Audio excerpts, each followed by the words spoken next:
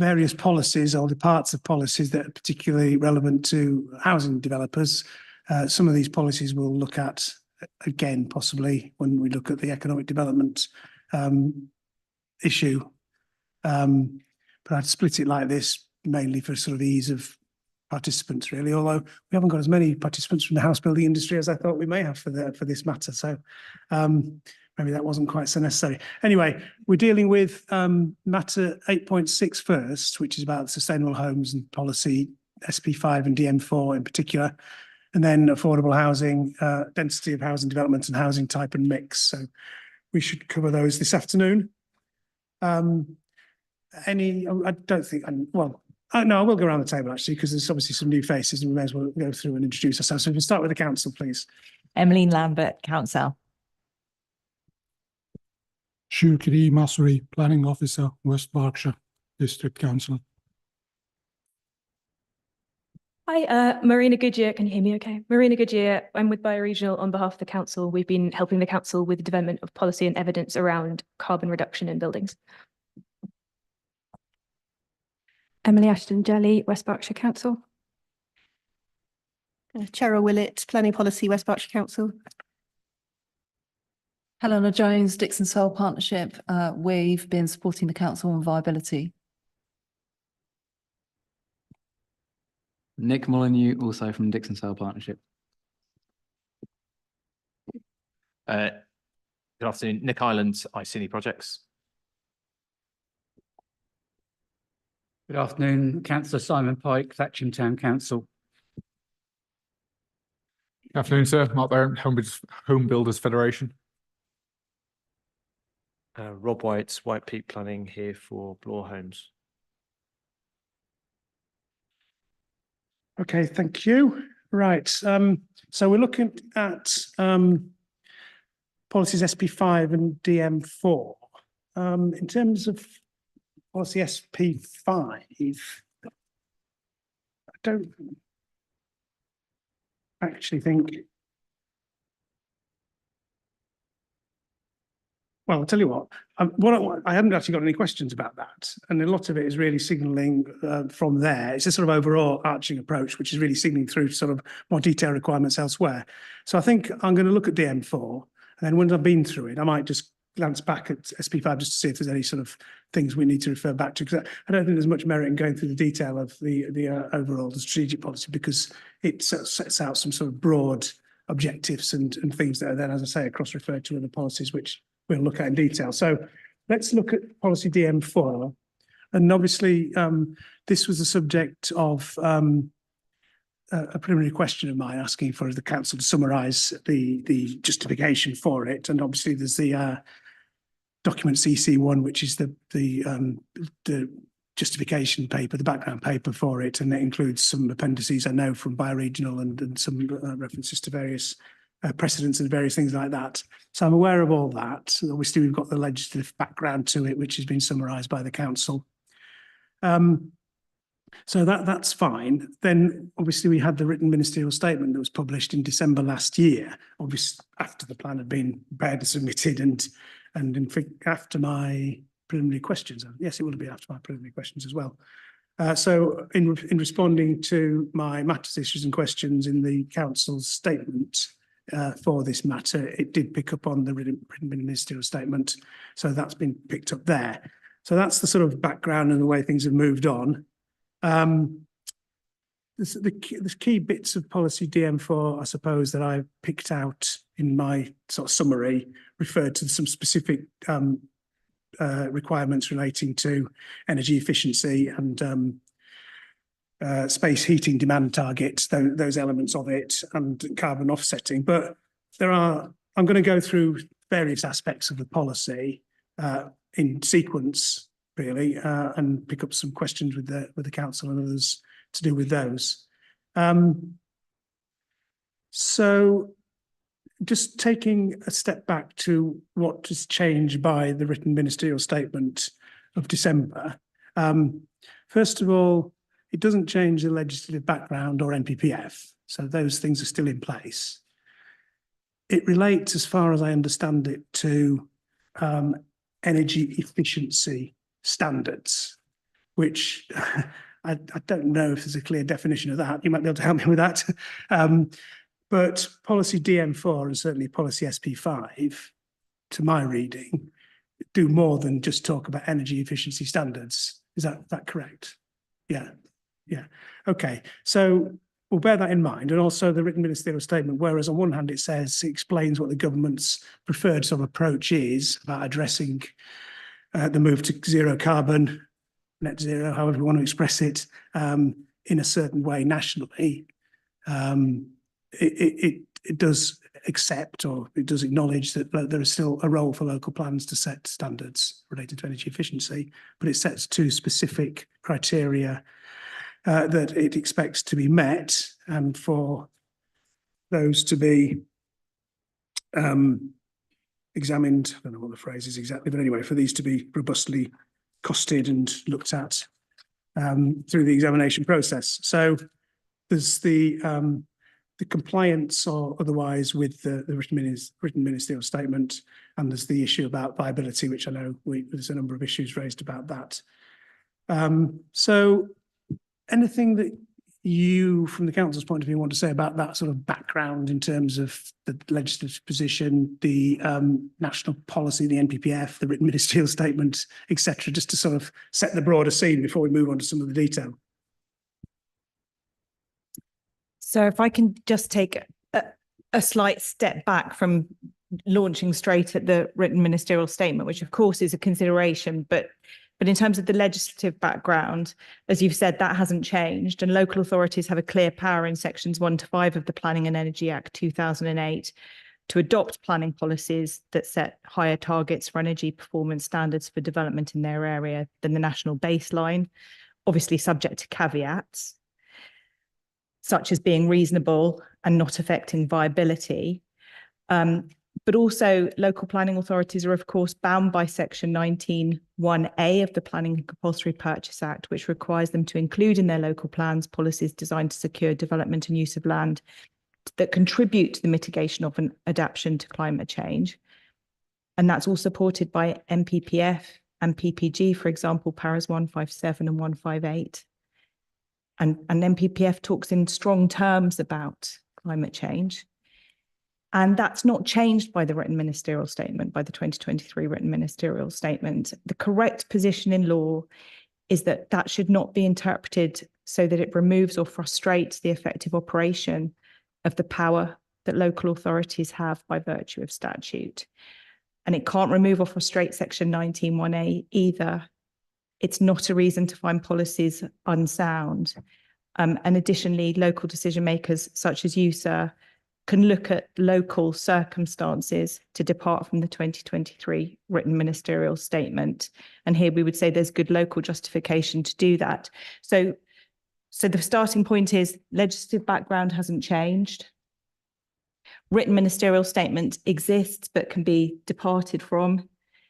But then again, the council would say it meets the requirements in the written ministerial statement in any event. Okay, thank you. In terms of the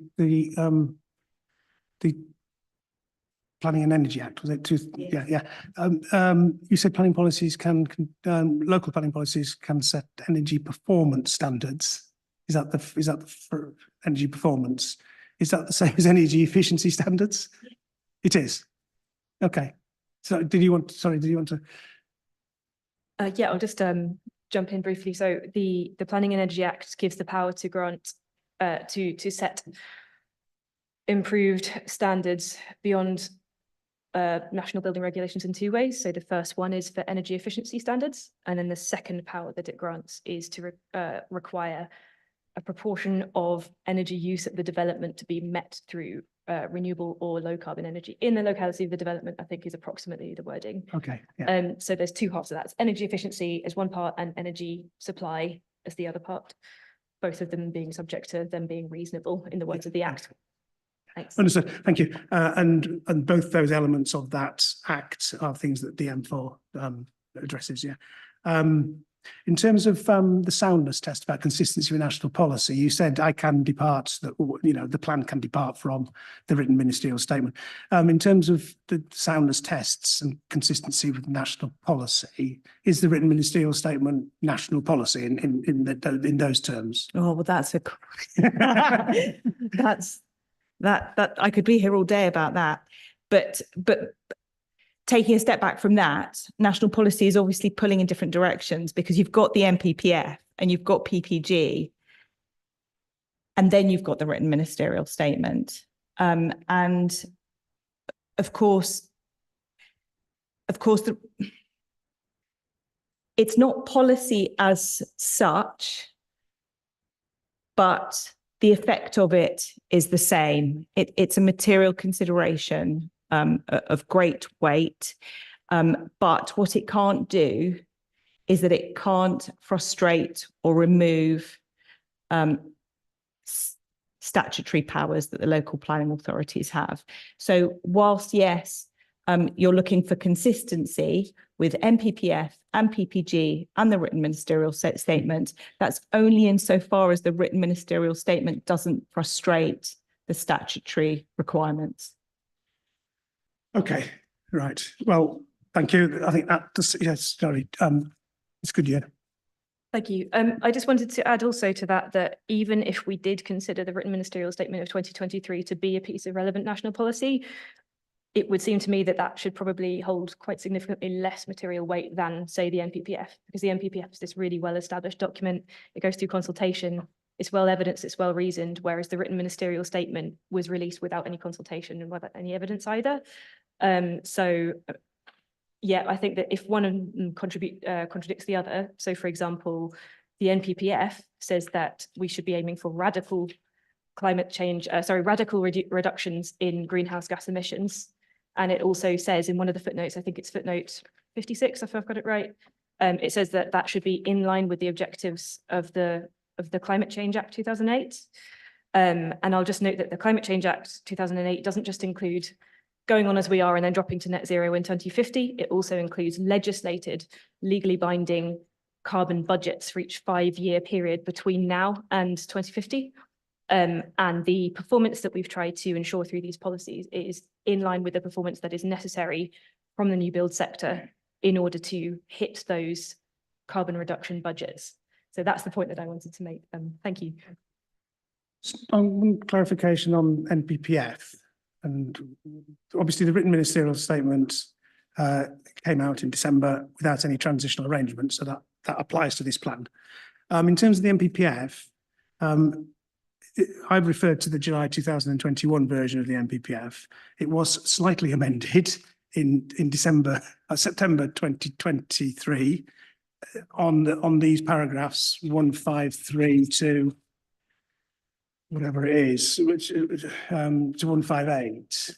The transition arrangements for those paragraphs, do they bring this plan into the context of those? I mean, I don't know how significant they are for this issue or not, but just to be clear, I mean, sorry, do you know the answer to the question?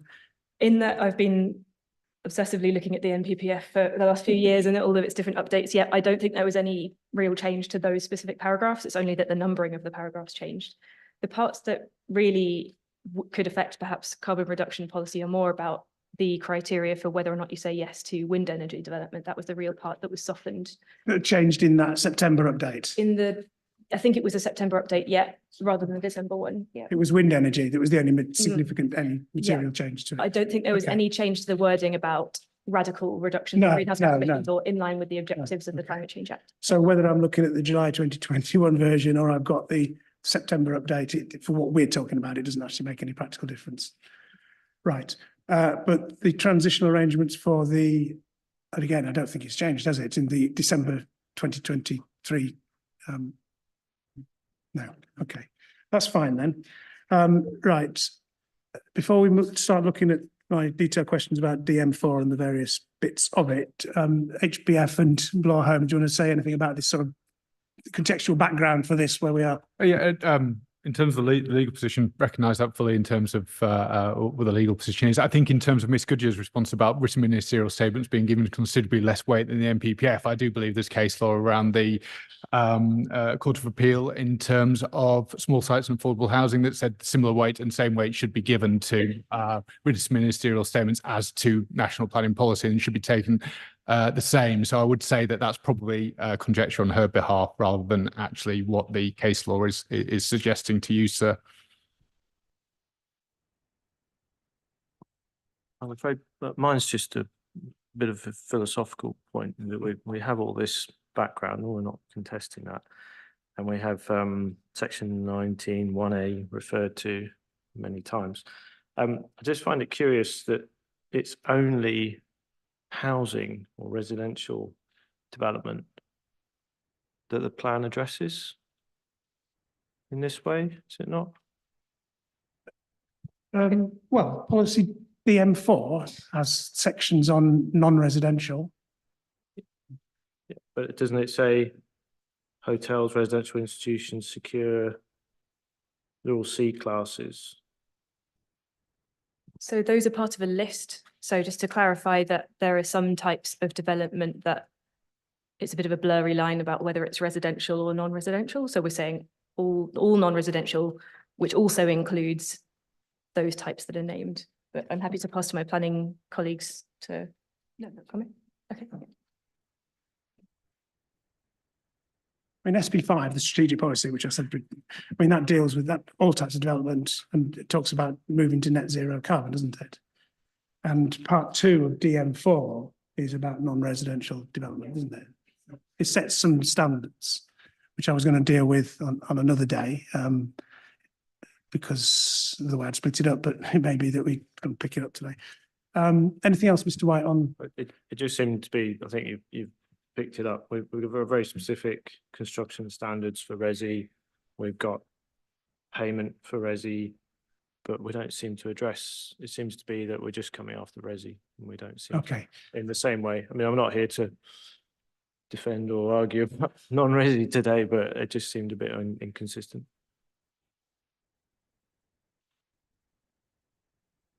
So if it was possible to talk about non-residential today, discuss non-residential today, then the council does have all the consultants here. Yes, I'm aware of that. I hadn't actually thought through whether I got any detailed questions before. No, totally. But I suspect that most of this stuff would be the same.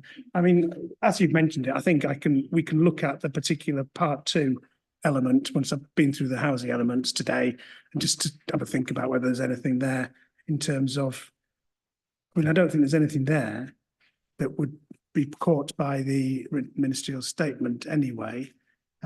Anyway, so yes, we can pick that up because I'm aware of the fact that So if I can just clarify Mr. Berren's point, he's right about the case law, the West Berkshire case in the Court of Appeal, and there's also been a recent case, Mead realisations about the status of PPG and NPPF being given the same weight as well. Thanks for those. Every day is a learning day. Right, okay, yeah. So can we, first of all, just looking at the CC1 document, I don't know what the actual title of it is now.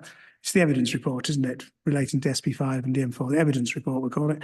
Anyway, that summarises various policy options that were chosen. So before we got to this, and it's also, I don't know if it's mentioned there, but there's a background to this in terms of the West Berkshire's core strategy and the policy direction set by that. So I'm aware of that. So anyway, the evidence report set out that various options were considered during the preparation of the plan to do what NPPF and the legal requirement says it should do about it, including policies to contribute towards mitigating climate change. And those are described in different ways, but is it fair to say that the chosen option was I don't think it uses the word ambitious, I can't remember what it does, but it's on that sort of end of the spectrum. I'm happy to come back on that. Yeah, absolutely. So the policy option that's been pursued in DM4 is a sort of between the ambitious and middle ground, really. So it's not the most avant-garde type of policy. We did also consider completely departing from the metrics that are used by building regulations Part L.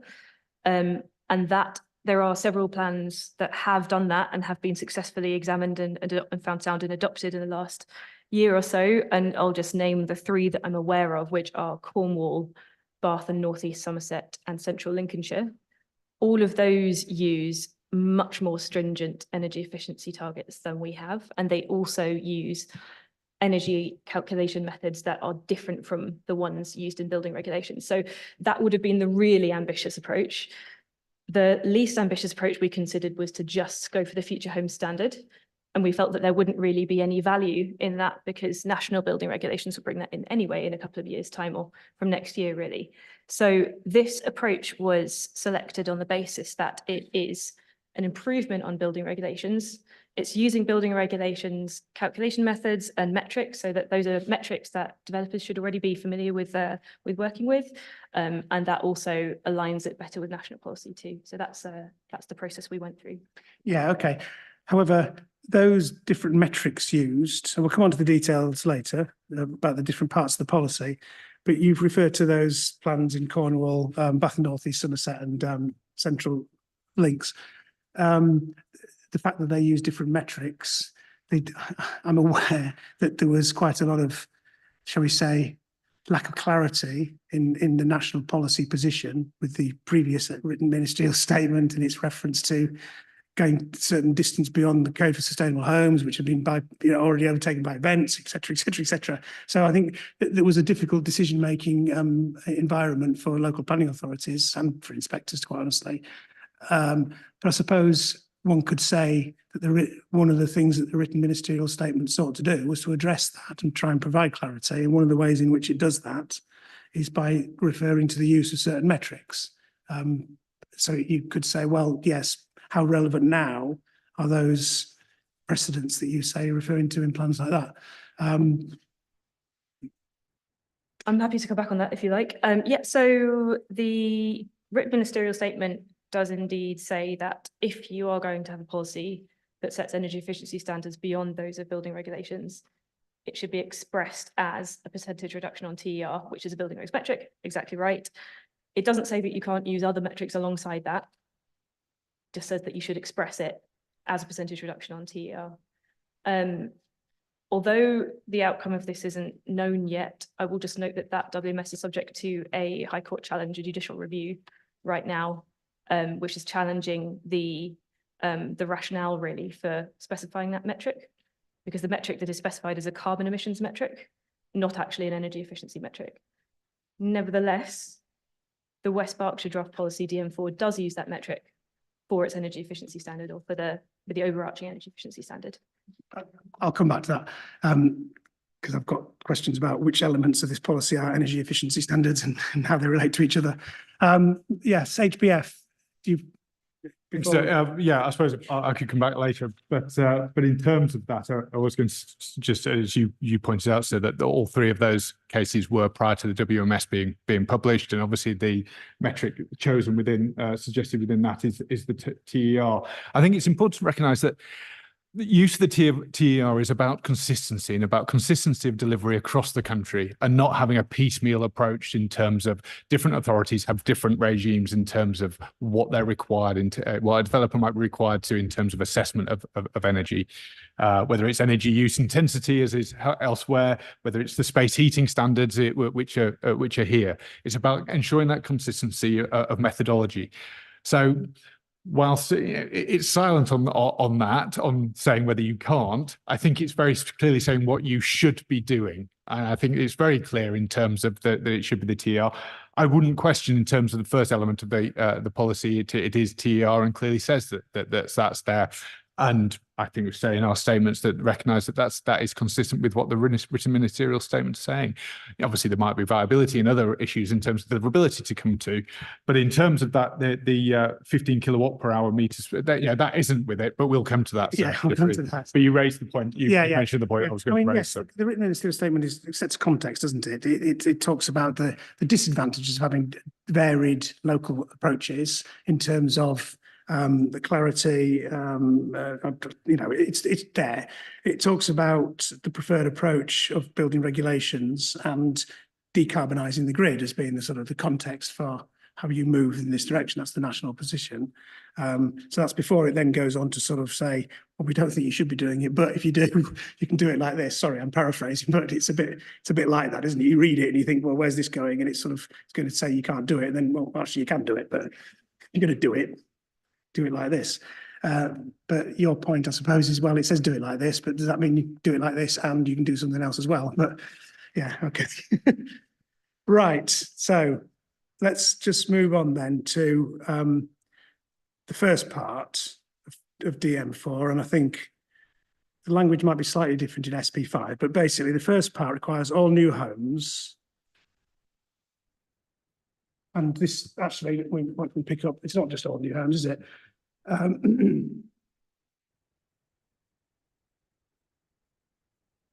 So it's all new homes and 100 square meters more of non-residential floor space. So this is all development above that size. So we're dealing not just with housing, but all development. To achieve net zero carbon emissions for both the regulated energy, which is the type of energy that's measured by the building regs, and unregulated energy. Yep. So unregulated energy is energy that I use if I plug in a toaster or TV or whatever else, yeah? So regulated energy, therefore, is stuff that's central heating and what else? Absolutely. So the parts of a building's energy use that are regulated by Part L of building regs are heating, hot water, permanent lighting, so not a plug-in light, but your ceiling lights and so on, fans and pumps, so that would be ventilation and so on. It doesn't cover anything else, so it doesn't cover any appliances that are plugged in, and that can make up between sort of 30 and 50% of a building's actual total energy use. So it's quite a big chunk of energy use that's not covered by building regulations, and which is still being used and emitting carbon associated with it unless we mitigate that. Yeah, okay, you've answered my next question. I think CC1 referred up to around 50% of energy use being unregulated. So you're saying 30 to 50% typically for houses or whatever. Okay, thank you. So I suppose what I read into the written ministerial statement is, well, that's unregulated energy. The way the government's approach is, well, that will be dealt with by the decarbonisation of the grid and moving away from gas-fired boilers and things. Is that well, no, sorry, that's the regulated, isn't it? But yeah, the unregulated would be basically the decarbonisation of the grid. Would be the national. Yeah, absolutely. And also energy efficiency improvements in those appliances that are being brought forward. So energy efficiency standards of fridges and so on. You buy a new fridge these days, it will have that kind of the rainbow marker of how efficient it is. So yeah, that is hoped to be dealt with through the decarbonisation of the energy grid. However, the decarbonisation of the energy grid doesn't happen out of nowhere. It happens through a great deal of work in terms of shutting down coal and gas power stations over time, in terms of beefing up the electricity grid, in terms of somewhere else installing solar or wind or even nuclear in order to make that happen. So yeah, it's hoped that we'll get to net zero that way. And in fact, even with the building regs, although the future home standard will bring in a reduction in carbon, it doesn't bring us to zero. And for as long as there is any carbon associated with grid electricity, a future home standard building would still emit carbon until the grid is zero carbon, basically. Yeah, okay. In terms of this requirement to achieve net zero operational carbon emissions, is that an energy efficiency standard or is it not? No. It's not. No, there are energy efficiency standards that we're seeking as steps to get towards that, but it is not in itself an energy efficiency standard. It is a carbon reduction standard. Yeah. So the written ministerial statement, the bits about energy efficiency standards, the very particular thing, the criteria to be met, you'd say wouldn't be caught by that. That's our view, yes. Yeah. Okay. So there's nothing in, and indeed, NPF talking about radical reductions in greenhouse gas emissions and other things, you'd say, well, that's perfectly, and the government's aim to get to net zero carbon by whatever date. It's all consistent with that. Yeah, absolutely right. And there are parts in the NPPF as well, encouraging the local plan policy to look for ways, opportunities for development to draw its energy supply from renewable sources and to actively promote the deployment of renewables in the energy in the area. Sorry. Yes. Okay, thank you. Right. And in terms of how you actually measure this, I'm going to get lost in the detail here, but there's various methodologies that you basically summarize to say that these are tried and tested. They've been used, they are used. I don't need to go through each of them, but basically you're telling me that this policy is perfectly workable in terms of being measurable and implementable by the local planning authority, not just through building regs approvals, but by using these tools for the council's development management colleagues to actually be able to ensure that this stuff is being achieved. Yeah, absolutely. So the unregulated energy can be calculated or estimated, should we say, through a variety of different methodologies. So there's a section, an appendix within the building regs methodologies that can do it. There are completely different methodologies that can do it, such as PHPP, which is the method used in passive house, but it doesn't mean that you have to achieve passive house. For non-residential buildings, there's also TM54, which is endorsed in Building Regs Part L for non-residential for energy forecasting, although Building Regs Part L doesn't require the use of it, but it does endorse the use of it. There are lots of different methodologies that can be used that should be, well, which are, because I know because I work in this sector, they are known to energy consultants that would be the people that developers would consult with in order to make sure that they would pass their Part L. More and more of these energy consultants are developing the ability to conduct those other calculations as well. And these are things that could be checked at the development management stage by the council. Is there anything that you want to add in terms of? Just that in terms of non-resi, this links in with some of the BREEAM requirements as well. So they're already accounting for some of the things that Marina's already mentioned. So yeah, they're very well known to developers. So there shouldn't be an issue in meeting them. In terms of your role, are you in the development management team? No, environmental policy. No, environmental policy, okay. But in terms of the council's ability through the development management process to, because this is virtually all planning applications that these are requirements reply to. So leaving aside the requirements for the developers to do what they need to do and provide the information, but the council has the capacity and experience to be able to deal with that through the planning application process and to monitor it, or is it, you know? Yes, so there will be the capacity. There is currently some capacity within the council to review that, but the council is committed to its climate change declaration and its environment strategy and delivery plan, and it will look to resource it as this plan is taken, hopefully adopted and taken forward. So these are extra tasks for the council over and above what was done by the requirements of the core strategy, although there were steps in this direction, but there is more work to be done through the planning application process. There is, some of it is already done within the current core strategy, but yeah, there would be more because of the threshold set in this new policy. The size of developments. Size of developments, yeah. So every house and yes, small scale non-residential. Exactly. Yeah, okay. Fine. Right, so let's move on then to this particular requirement relating to the construction standards. So the 63% reduction in carbon emissions compared to the baseline emissions set by the Building Regs 2021, that is equivalent to the first home standard that's going to be brought in.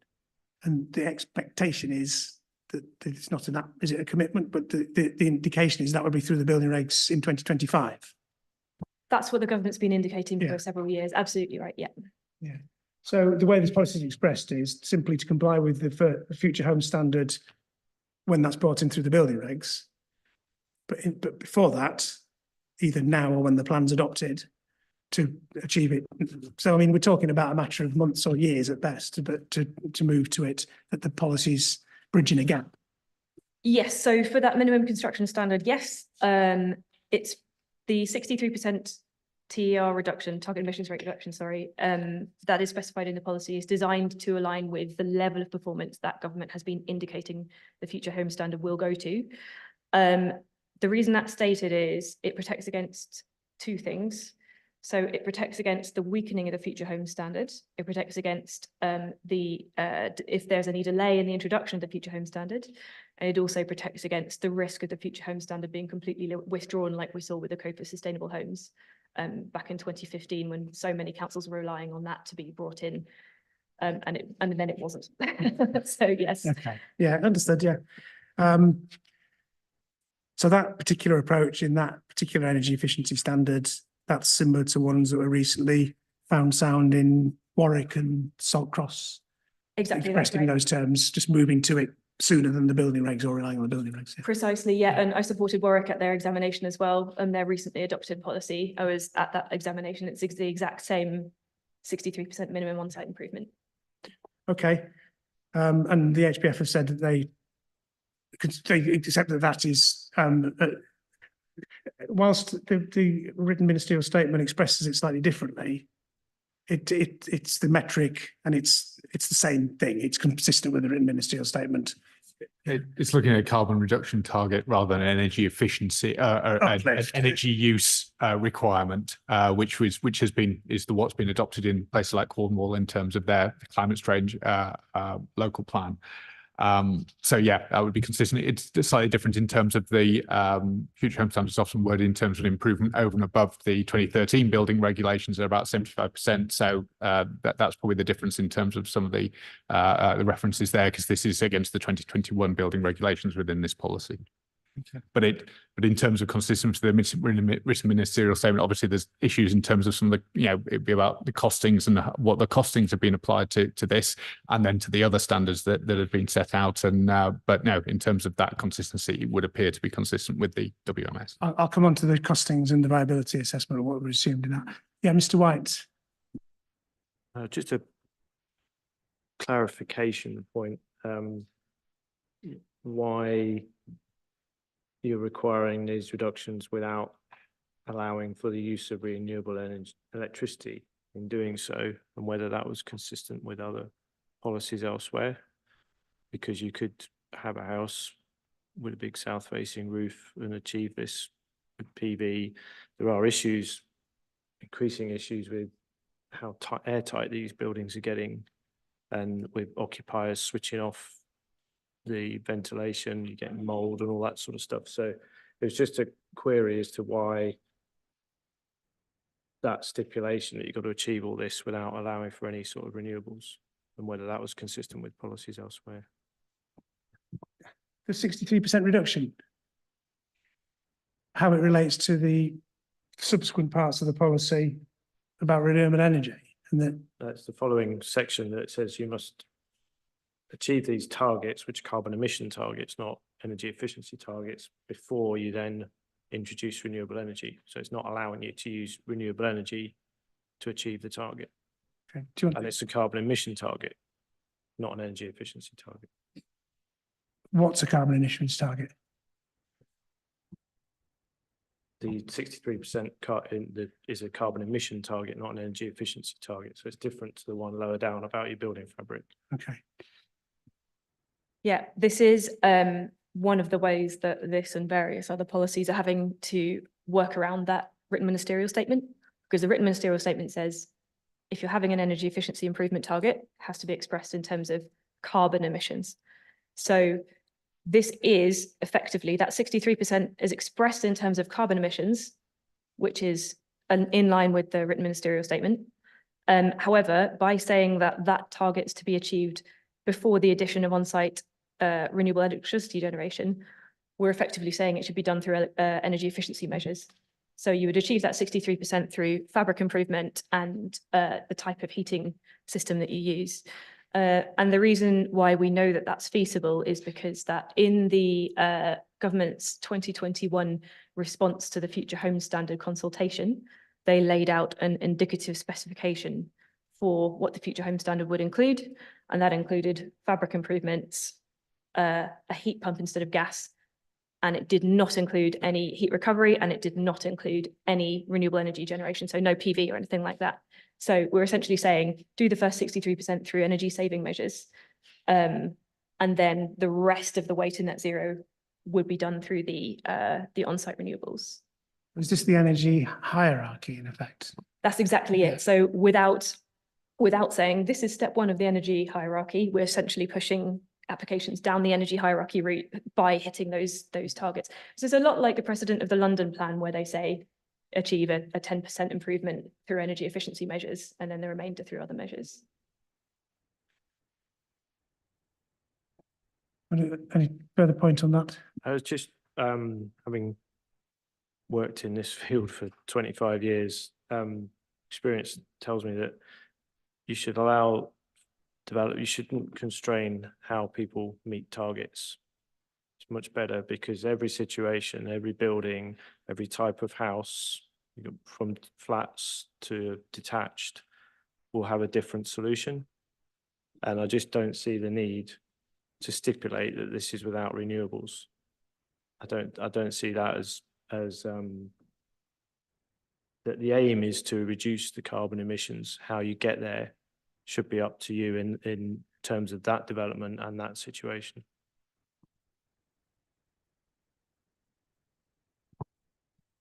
If I can come back to that, I will, but I'll wait.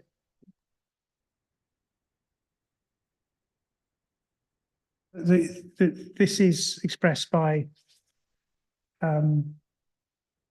is this expressed in the way that part one and the 63% target is defined, or is it where part three, where it says subsequent to the achievement of the minimum construction standards under parts 1 and 2? I'm just getting to where the way the policy is constructed. Is it? It's just this, it's where 63% are not arguing about. Yeah. But it's just where it says these regulated carbon emissions must be achieved before on-site renewables. So it's just telling you, That you can't there. use some established technologies to achieve this. And I went to the first ever EcoBuild conference, and people were going on about micro wind turbines, which never worked. They talked about, we had the Canadian government there trying to flog all their forests when biomass was the way forward. At the moment, people are talking about on-plot air source heat pumps. Whether they'll be the solution in 5 years' time, who knows? And my 25 years of doing this, you should avoid trying to constrain the solution.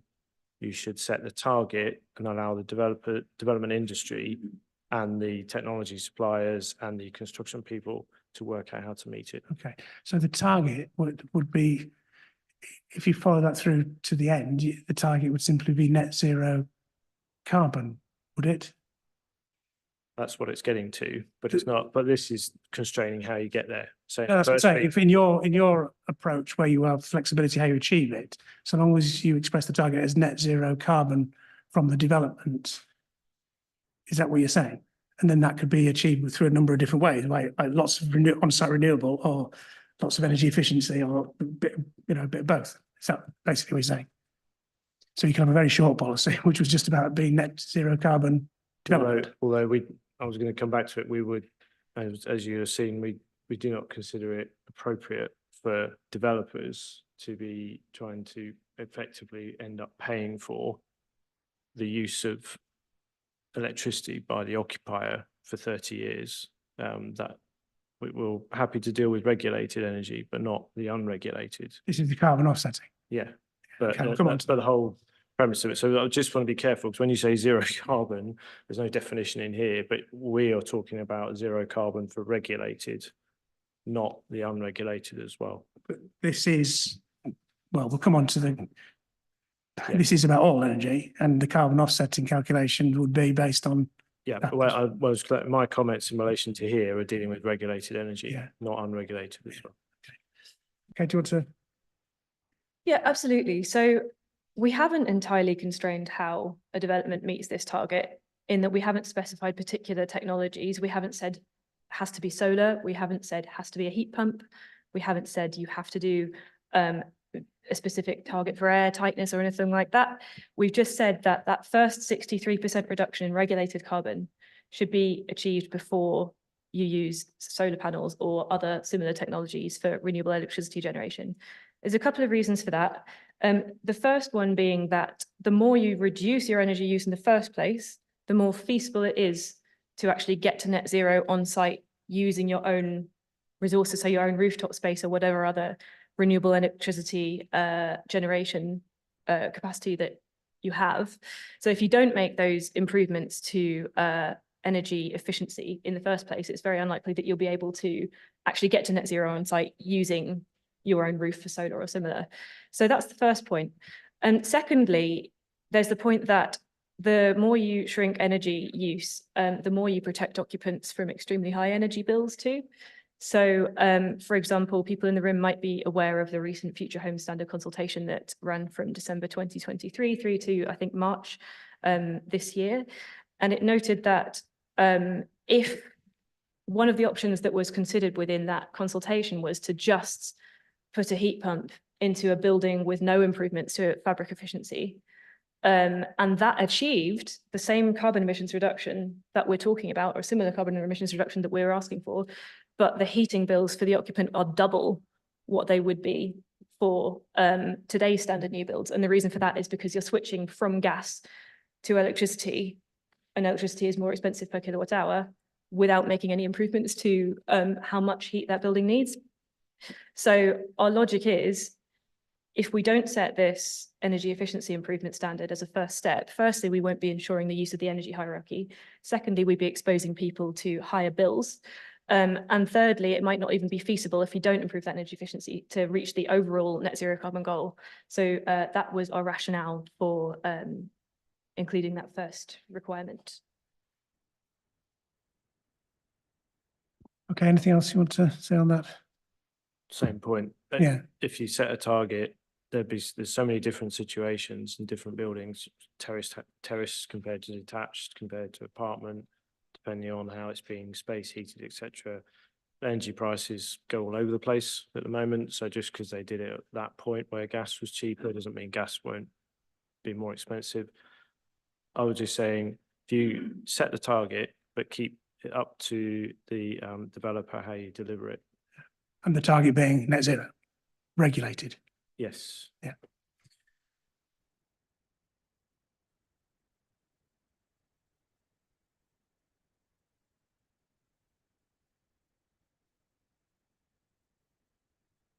Okay. Yeah. Yes, it's just a quick point in terms of the most recent consultation on the Future Home Standard, because that does include a standard which includes solar panels within that, which I believe is within the scope of the 75% reduction on top of to 2013 building regulations. So what you've essentially got is a potential conflict in terms of between those two elements. We don't know which policy is going to come forward yet, and that is still to be decided. Obviously, general elections are in the way, so we don't know quite what's going to happen in terms of some of these aspects, but we won't go there. But I think it is that uncertainty that solar panels would be included, or renewable energy would be included within that overall reduction as part of the Part L and the Future Home Standard is my understanding, though Ms. may well. Yes. Thank you. Yeah, it's true. So the two options that were consulted on in the Future Home Standard consultation, one of them included essentially taking a house from today's Part L notional building, taking the solar panels off its roof, putting a heat pump in instead of a gas boiler, and making zero improvements to fabric. And that was stated to achieve about a 75% reduction on Part L 2013, which is approximately a 63% reduction on Part L 2021. The other option that you've just referred to, sir, is essentially mild, very, very tiny improvements to fabric, putting in a heat pump instead of gas, and keeping the same provision of solar panels on the roof that we currently have in building regs. That one, I think it's table something like 4.2 in the FHS consultation document, shows that that would actually achieve more like a 98% reduction in carbon emissions and regulated carbon emissions. So those solar panels in that spec were not needed in order to get as far as we're trying to go here, but they would take you a lot further if you did include them. So yeah, and you're absolutely right that we don't know which form that the actual Future Home Standard will take. Yeah. But what is included within the standard itself, therefore it's where there's potentially a conflict between this policy and the and what's been coming forward in Future Home Standard. The potential conflict being the extent to which renewable energy generation is factored into that calculation. Okay. Right. Okay. Can we move on to the space heat demand, which is the next point under minimum construction standards? This is expressed in this is 15, isn't it? 15 kilowatt hours per metre squared per year. And you refer to the Committee on Climate Change having a range of 15 to 20. And then I think there's discussion about through the working group or whatever, deciding to opt for the 15 rather than the 15 to 20. Understood that. And this is expressed in terms of a building regs metric, again, a different one. This is an energy efficiency standard, is it? Yes, it's an energy efficiency standard, but it is a step towards that 63%. It's not in addition to, well, it's one of the things we want to happen within the achievement of that 63%. And I'm happy to come back further on why, if as and when you ask. I was gonna, so in terms of its, if it's an energy efficient standard, it uses a building regs metric, but it isn't the metric that the written ministerial statement refers to, is it, or? That's correct. So the written ministerial statement says must express, your energy efficiency standard should be expressed in terms of TER % reduction. We have expressed the overall energy efficiency standard in terms of TER % reduction, but we've also got this FEE, fabric energy efficiency target, as one of the measures we want to see happen towards that 63%. So that was my next question, in the sense that how do these two things relate to each other? This isn't an additional requirement. It is part, it's one of the steps to get to the 63. That's exactly correct, yeah. Yeah. So why do you have to achieve both? I suppose it's back to Mr. White's point. If you're achieving the 63, a question about that, why do you have to do this? Why do you have to achieve this target as well as achieving the 63? Yeah, that's a fair question. So that that FEE target, the fabric energy efficiency target, refers to the heating and cooling demand of a building before considering the type of heat system that it uses. So it's called fabric energy efficiency metric because it's about the fabric of the building. So the insulation, the thermal performance of the glazing, the air tightness, and so on. It doesn't consider at all what kind of heating you're using. So that will be your first step that we want to see happen towards that 63%, but it wouldn't get you all the way to the 63%. The remainder would be achieved through the heating system selection, most likely. So most likely to be a heat pump of some sort, but we didn't want to specify a specific technology because, as has been mentioned, technology can change quite quickly. Oh, and I'll just add one more point as well. Sorry, the fabric energy efficiency metric is another safeguard against buildings that are way too expensive for occupants to run. Because by having great fabric, that means you don't need as big of a heat pump. It means that you don't need to run your heat pump as often, and it means that you reduce the peak demand that you place on the grid. So it reduces the need for grid reinforcements as well. So again, it's the energy hierarchy. It's the fabric energy efficiency is the first step in terms of that, and then that will make a significant step towards achieving the 63. But then you come into, as you say, the sources of the energy that you're producing. Absolutely right. Yeah. Okay, so the fact that it's expressed as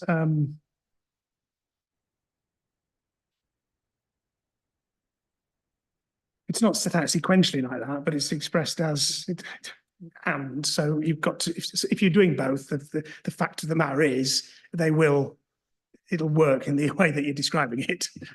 Yeah, absolutely. They will layer up together. I mean, I see no reason why the order of the bullet points couldn't be shuffled or possibly stepped to show that this is a kind of sub part of achieving the 63. But yeah, okay. But I suppose it's clear in the sense that you've got to achieve both these things, and you know. HPF on this space heating standard. Yeah, space heat demand. I disagree in terms of it is a very specific standard in terms of, again, what we've talked about is achieving the carbon emission reduction, and it's that flexibility to achieve that, how the developer sees fit and possible to deliver. Obviously, there's this is expressing something that is in a very specific terms that isn't around the carbon emissions. You've set the carbon emission target up front. That is to be achieved by the developer, and they should be allowed to achieve that in the mechanism, whether it's through more mechanical measures in terms of air cover and heat source, or through energy efficiency measures. Those are measures that the developer can take on board and can deliver, but why they should then deliver a very specific space heating standard based on kilowatt hours is not necessarily, I don't think, within what is expected of the written ministerial statement, which is really referring to the, as we said, in terms of the TER and the and SAP. I think we move on to the within the supporting text. It does mention SIBC, passive house, and all those, which again aren't part and a requirement. I don't think a requirement of this policy, but they are very specifically mentioned within that, and there is a danger that that is going to become the expectation within the policy, and one would hope not. But I would challenge their inclusion without sort of more reference to the written ministerial statement within the supporting text. But I don't think that 15 that kilowatt hours is consistent with the written ministerial statement in terms of what the expectation is and the clarity that government wants in terms of delivery against a carbon emissions rather than I think in terms of the looking at the latest consultation on that, the government did look at improvements in terms of fabric energy efficiency and dismissed those as not being necessary in terms of taking forward and meeting the standards within the Future Home Standards. So it is recognised that the government have looked at this, have considered it, and decided that on either of the standards that they're consulting on, that they do not need to improve the FEE in order to achieve the levels of energy efficiency or carbon emissions. Sorry, I'm losing it now. Carbon emissions stated within the expected by government in terms of Future Home Standards. So you've got there in terms of government saying, well, actually, we don't need to look at that and reduce fabric energy efficiency standards within building regulations to lower than those. And actually, heat pumps and those work very effectively at the current levels of fabric energy efficiency set out within the 2021 building regulations. So that's set out within that consultation, sir. So I think it swings and roundabouts in terms of that. I think some developers will go further forward and put in more installation, but there's also difficulties in terms of how you deliver that in terms of air tightness, the levels of skills that are required to deliver that, whether those skills are available now, and there is significant amounts of retraining that needs to go on in terms of delivering that. So it's whether you can deliver that at scale and across the plan period. So that comes down to the points in terms of the written ministerial proposal, whether it's deliverable. So it's not just about whether it's viable, but whether it's deliverable at scale. So.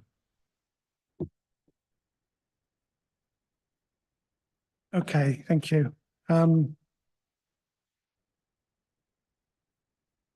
The standard you describe it as being this 15 kilowatts per meter squared per year standard was something that was derived from the Committee on Climate Change recommendation as being necessary from 2025. So that's that.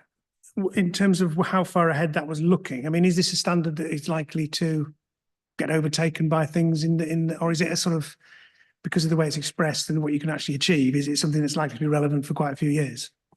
I think it's likely to be relevant for a very, very long time. You're absolutely right.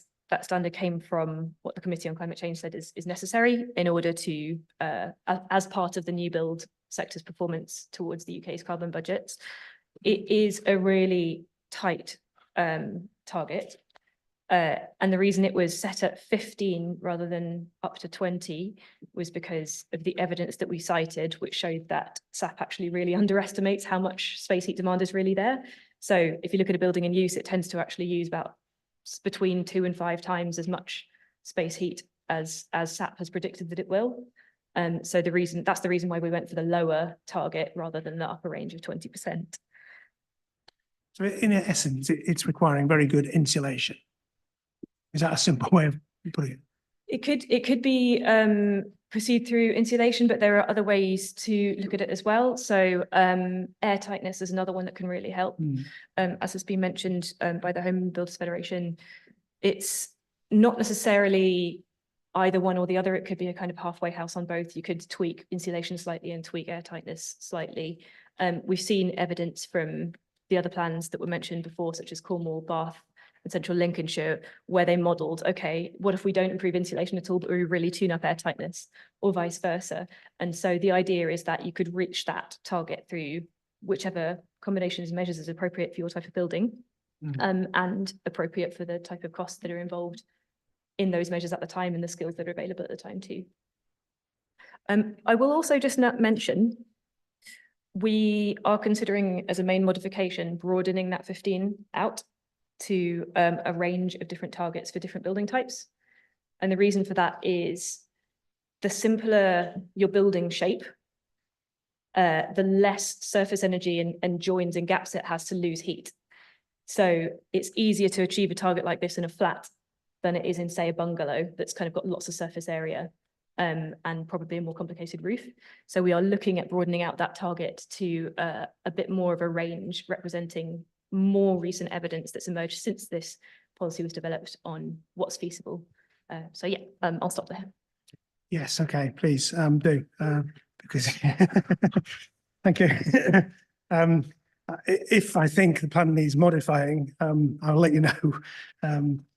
But I mean, no, seriously, I mean, would that introduce more flexibility, or would it introduce more rigidity, if you see what I mean, in terms of if you had different targets for space heat demand for different types of buildings? How would it be expressed if this was essential for soundness?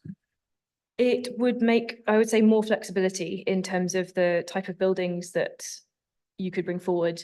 It would be expressed, it would still be expressed in kilowatt hours per square meter per year. Fabric energy efficiency would just be, the number would be different for different types of building. Would any of the numbers be below 15? No. So it would be recognising that 15 is not achievable in some, or may not be achievable, or you'd have a range. It's not that it's not achievable, and there is evidence from other local plans that it is achievable, but recognising that the fabric standard that was costed for was the one of the Future Home Standard 2025 as released in 2021. So it can be done. It's just that in some building types, you might need to tune up the fabric further than we had expected to be needed. So yeah. Okay, Mr. White. You might not be surprised to learn that I'd support that, because whilst we sit here today and debate things in a very theoretical way with metrics and things, when you look at the models for these, they're all like Lego houses or Monopoly houses. And then you come along, quite rightly, when you get to development management and urban design officers, and they don't want everything to look exactly the same and simple. And they ask you to put additions on and bay windows on, hip roofs, the roofscape, all the stuff to make place, make things beautiful, makes it a lot more complicated and introduces things we've been talking about, joins and angles that make it very difficult, for example, to meet the air tightness. So I would, and I think somewhere in the evidence space, you've mentioned flats, but clearly a house in the middle of a terrace is far easier to achieve this than the one on the end, or the semi, or the detached house.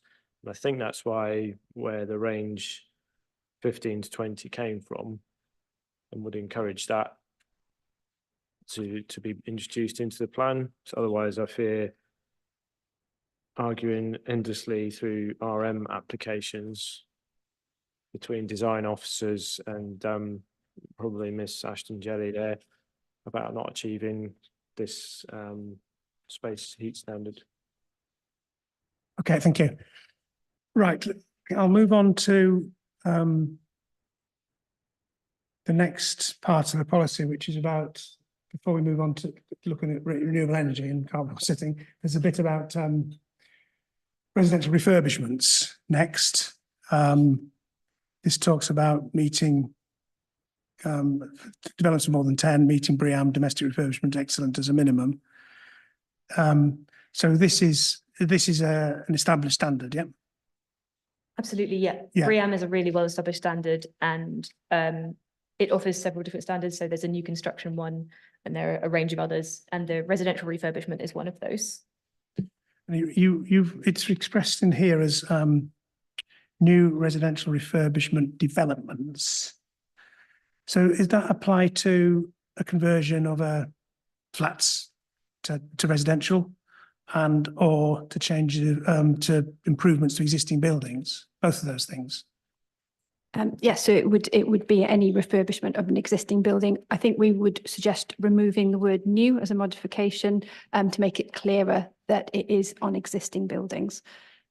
But it could either be a change of use. It could be a change of use. Or just a refurbishment to an existing block of flats or whatever else. Exactly, yes. Yeah. So how would this be implemented through planning? If a lot of this wouldn't need planning permission? So BREEAM is already required under our core strategy, not for refurbishments, domestic refurbishments. So you could put a condition on, and in terms of BREEAM, you're required to produce post-construction certification once the development has gone through the BREEAM process. So you could ask that before you sign off the condition for the development.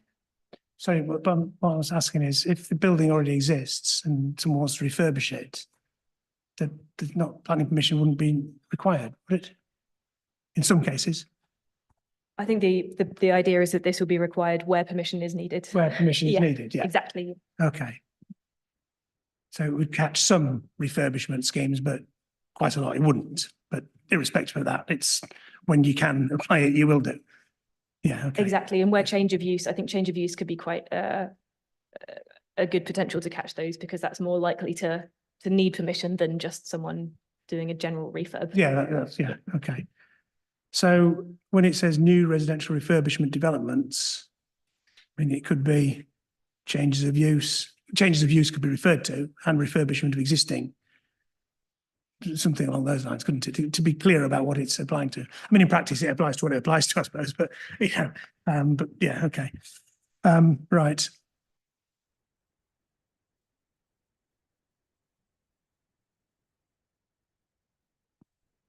I suppose again, it's strictly, is it an energy efficiency standard? BREEAM? It's not an energy efficiency standard. It has energy efficiency standards within it, but it's a sustainability standard for buildings.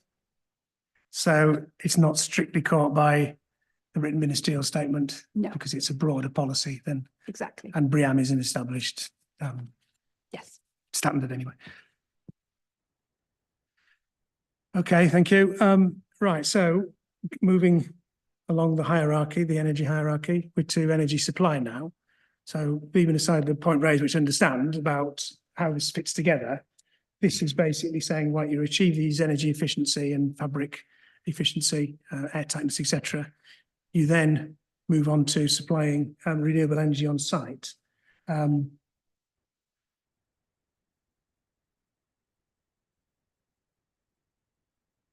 So this then, it doesn't set actual targets, but basically this is saying where you've done what you here and through the energy efficiency.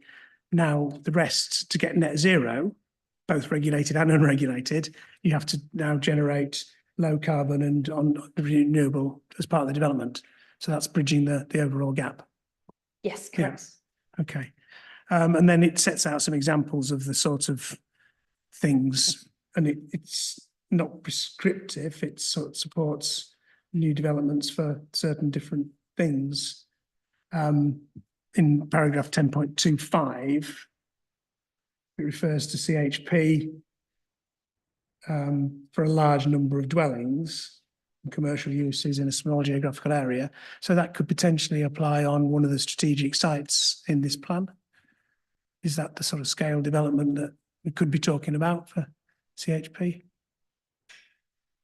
So I personally don't have view of the strategic site, so it might be best if one of the planning policy team steps in on that. But yes, you're absolutely right that it will be larger scale developments that would bother with CHP. Or thousands of, hundreds of homes, or I couldn't say. I think it depends on the technology. Okay. Anyway, it's there as a possibility. It would only apply if it could be. Okay. So what it then goes on to mention, and these are examples, I suppose, large scale mounted solar PV. And micro renewable solar water heating, ground and air source heat pumps, PV cells, biomass boilers. I mean, that last category is the sort of thing you'd envisage providing in most residential developments. Is that right? Yeah, absolutely. I would expect, just logically and from the sake of using land efficiently and not wasting space, I think that rooftop solar PV is likely to be the way that most developments would choose to comply with that policy. Yeah. Or it could, I suppose, be if you've got large areas of car parking, you could have a solar canopy on that if it's, you know, there's nothing else being done with that land. So these were written not specific to the sorts of allocations that are in this plan. These are more of a general description of things that are provided. Okay. Right. Okay. Fine. And again, just to be clear then, this is all about achieving net zero, regulated and unregulated. So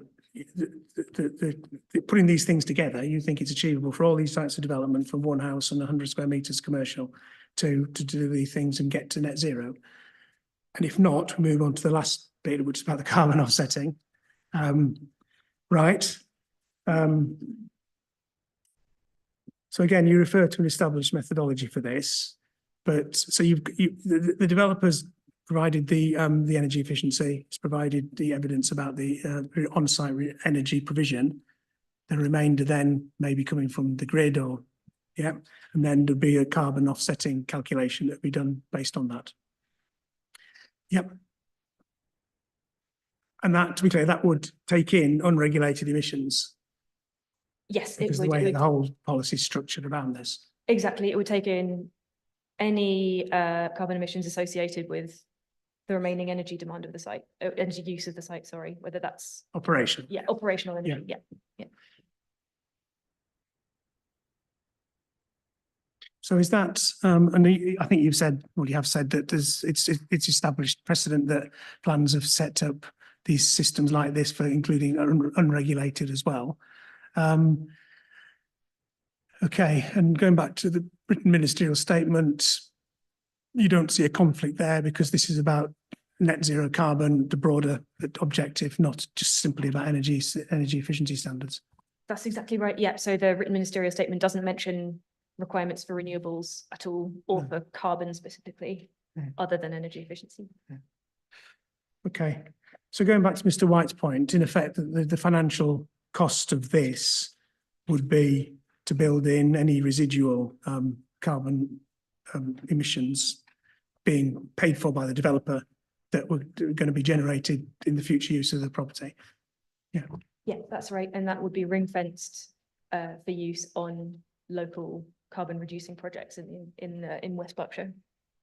So in crude terms, you've said that the unregulated emissions could be 30 to 50% of the use. Obviously, that's the total. I mean, when you brought down, I mean, you're trying to achieve net zero, but what's left, if you can't achieve net zero, would obviously be greater by bringing in the unregulated than it would be otherwise, obviously. I'm sorry, I think I didn't quite Sorry, follow. the total requirement to get to net zero include operational for regulated and unregulated. Obviously, you've got a bigger thing you've got to achieve. So the financial contribution that would be required through offsetting, if offsetting is required, would be larger because of that overall approach. It would be larger than if you were only addressing unregulated. Regulated, yeah. Yeah, absolutely right. Yeah. That's true.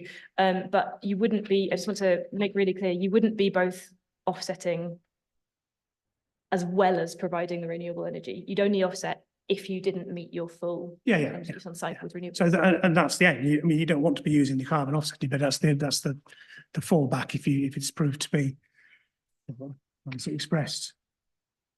Well, it cannot demonstrate that it's net zero carbon.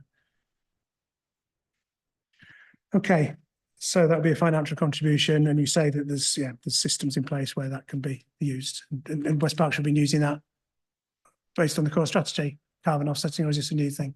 They haven't been, and this would be a new thing, but there is plenty of evidence and government figures that can be used to do this in the future.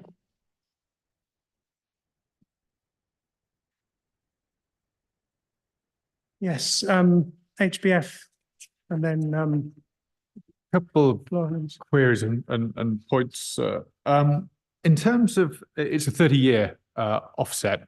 I note in the council's CC1, they do mention the fact that the plan for the national grid to be zero carbon by 2035. Therefore, obviously, a home that is fully electric and it will be zero carbon from 2035 as the grid decarbonizes. So why a 30-year requirement?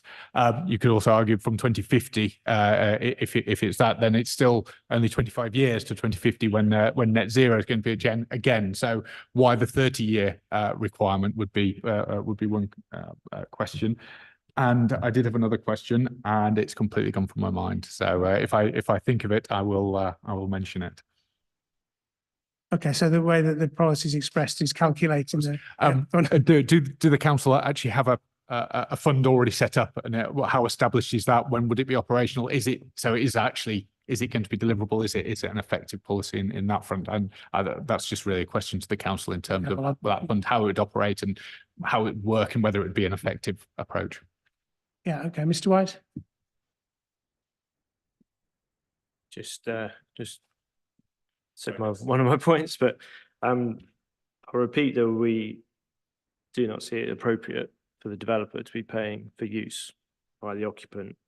Fully support the point that the grid is scheduled to be decarbonised by 2035, so there's no justification for a 30-year payment period.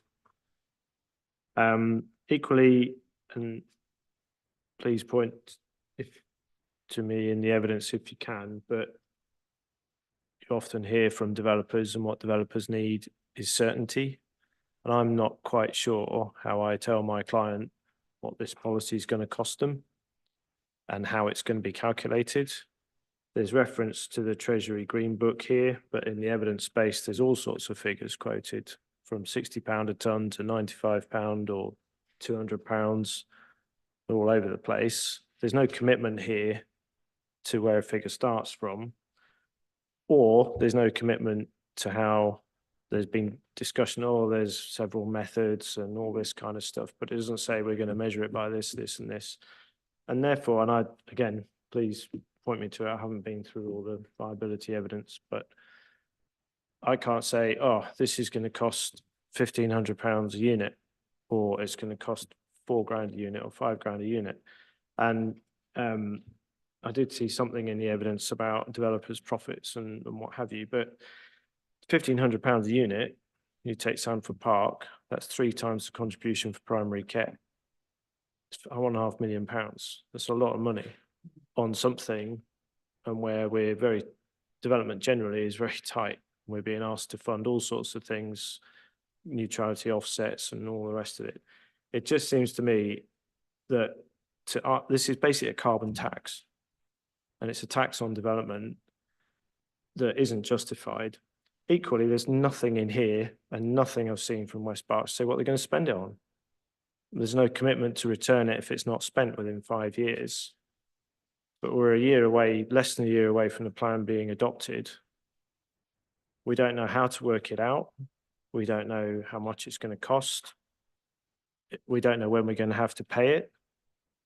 Do we have to pay this in advance in tranches? Do we have to pay it on completion? When do we have to pay it? We don't know what it's being spent on. And it doesn't seem anywhere in here to point to any proposals by West Berkshire on what they're actually going to spend this on. And we don't know when we can claim it back if it's not been spent. So I really can't see how this element of the policy meets any of their tests. Now, I'm going to come on to questions about viability assessment and what it factored in for these various elements of this policy shortly, but we'll pick up the sort of the general justification for the requirement for carbon offsetting and picking up those points in a minute. Mr. Pike. Thank you, sir. A minor correction to paragraph 1030. It refers to BEIS, which I think is the Department for Business, Energy and Industrial Strategy, which has already been restructured, and on past experience will be restructured probably another 5 times during the lifetime of the policy. I don't think it's necessary to refer to it at all, so I'd suggest that the deletion of the word by BEIS, how the data gets into the Green Book, is not relevant as long as the Green Book is referenced. Thank you, sir.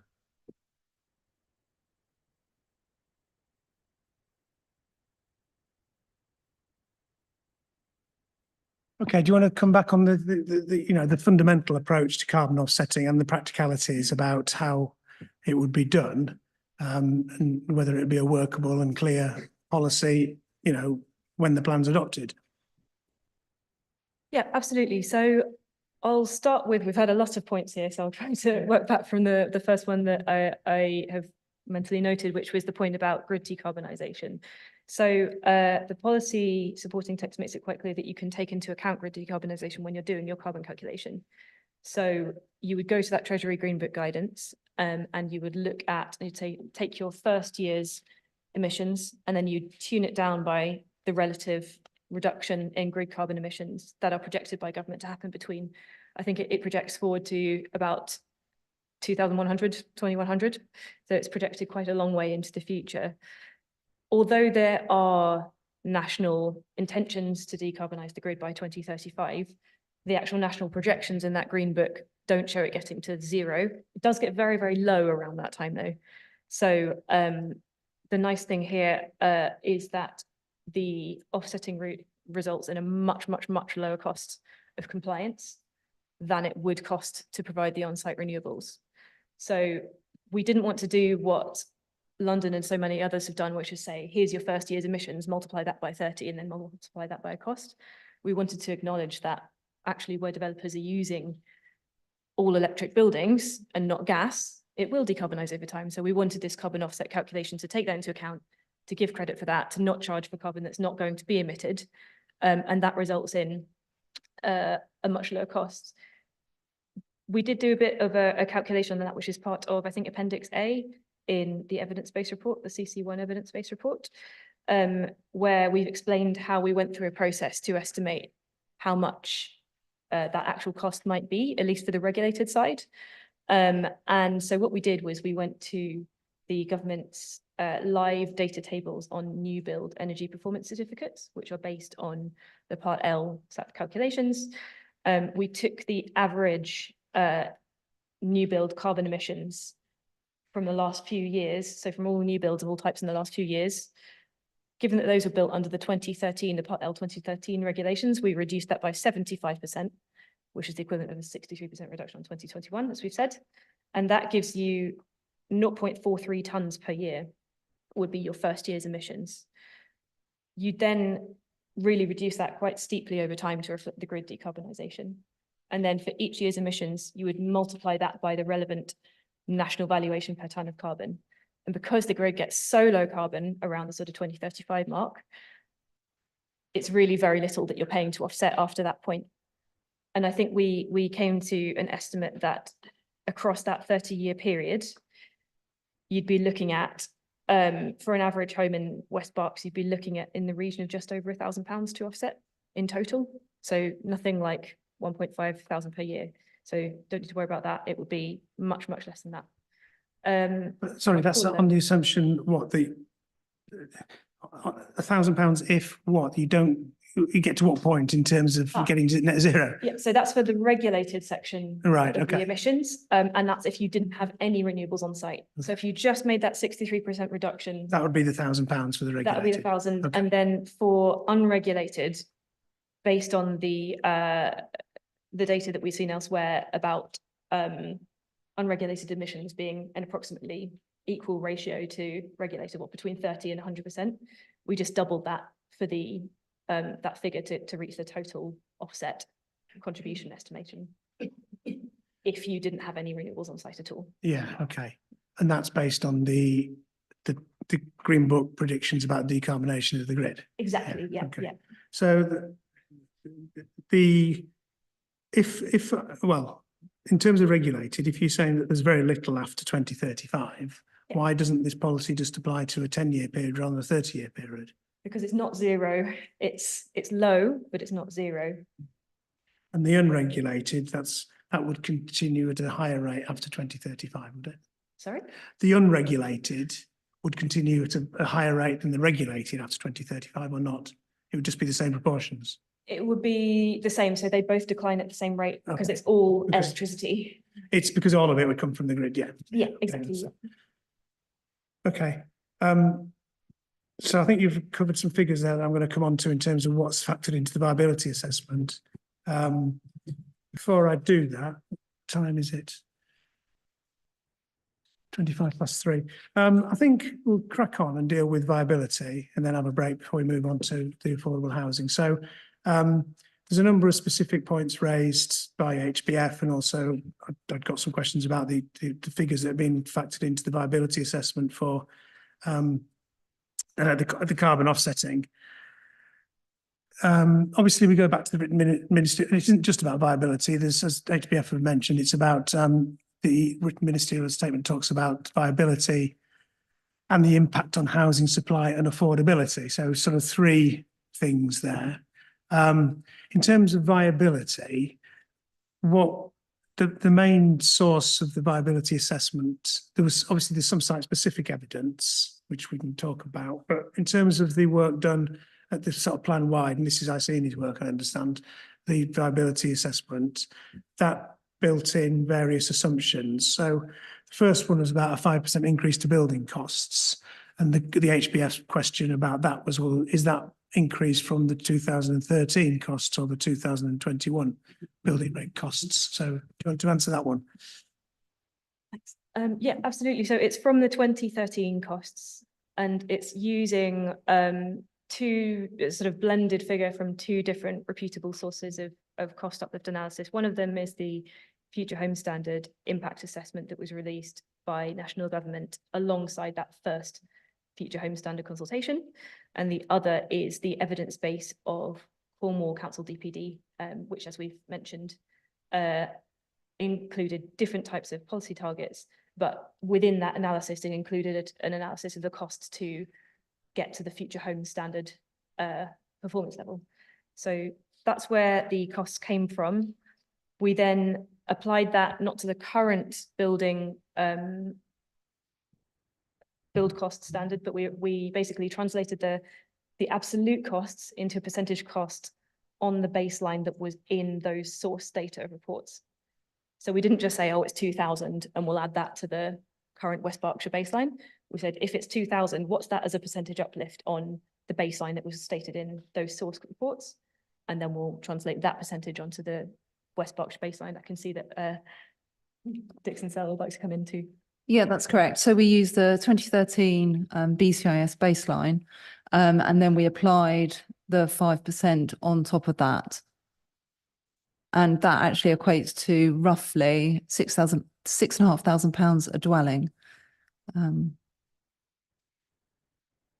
Okay. HBF, do you want to come back on that? And you referred to your own research. Yeah, it's basically, it's in terms of the some of the figures put forward, we've set out in our statements. The Future Homes Hub have done some work in terms of costing out the delivery of those homes up from the 2021 to the 2000 and to the Future Home Standard. So not from the 2013, but the increase from that. And that looks about a 5% increase in costs, in build costs for from a 2021 to reach Future Home Standard, which is obviously what the basis of the policy in the council's DM4.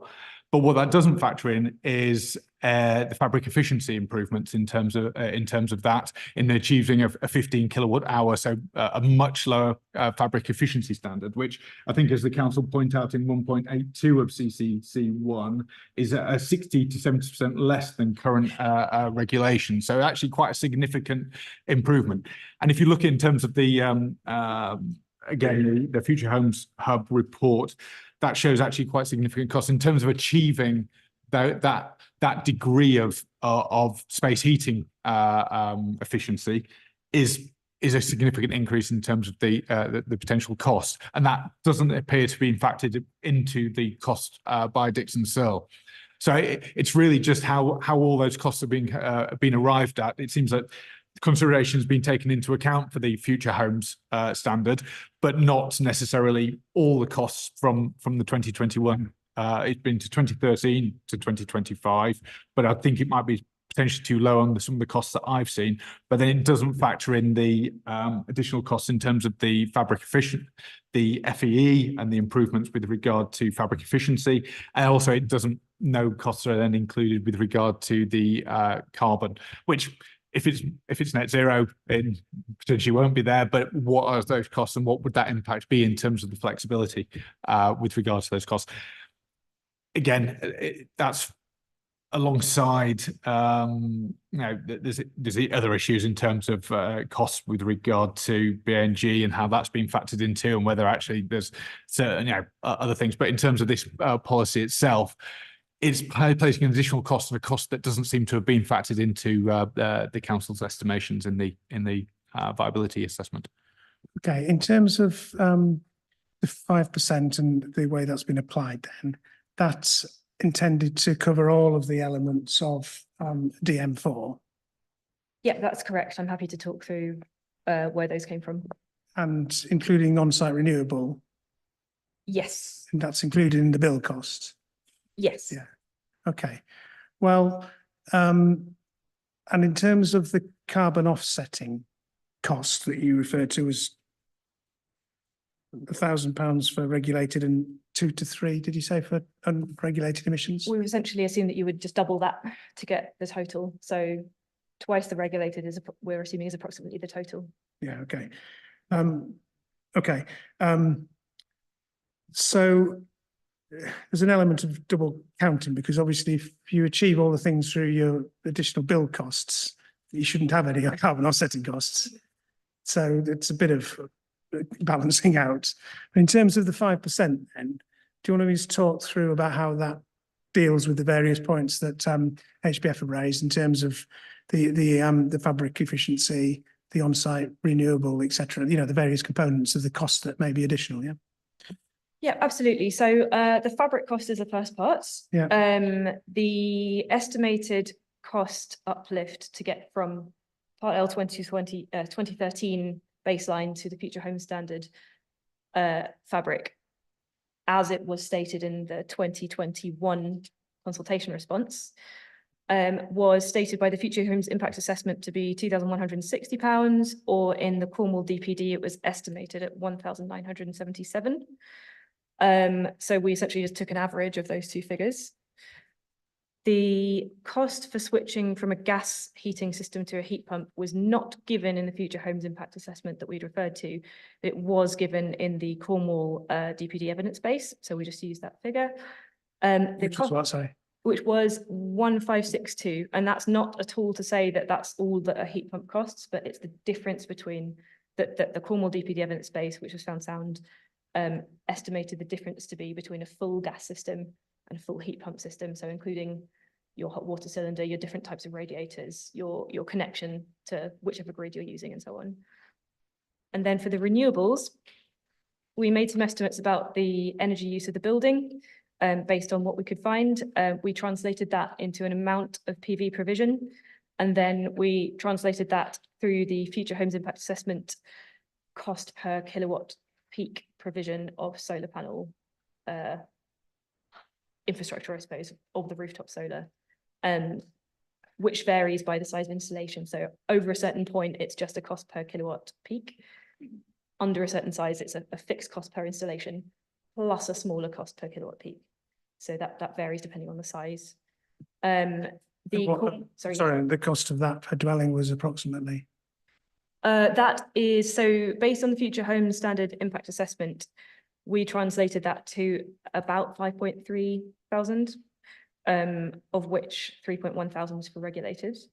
However, we then did average that with costs equivalents that were found in the Cornwall DPD evidence base, which was more like 3.9 thousand, of which approximately 2.9 thousand for regulated. So then that allows you to play around with how much you assume is from the regulated, sorry, how much is going to be provided through renewables versus how much is going to be provided through offsetting. Okay. And just to go back to what Dixon said, the overall cost is around 6,500 per dwelling. In the region of, yeah. So we translated that into a percentage uplift on the baseline that was stated in the source data where it gave one. Yeah, okay. Right. So that covers all the elements of the energy of the policy, the M4. Then the carbon offsetting, you've said could be 2,000. If you're going fully via the offset route, yeah. Yes, for the fully offset route. So some of those other costs would therefore come down. Exactly, yeah, yeah. But would it be that proportion? So the more you're providing on site, the less you would offset and vice versa. Yes. But But the costs, would it be? I mean, they're worked out in different ways, aren't they? It's They not are. Like, yes, it's not like Yes. you just sort of, if you don't do that and you've got to cost the 2,000 for offsetting. That's right, yeah. So the offsetting is calculated per ton of carbon emissions, whereas the renewable energy on-site provision is costed per kilowatt peak of capacity of renewable energy capacity provided on site. And it works out quite a bit more expensive than the carbon offsetting calc.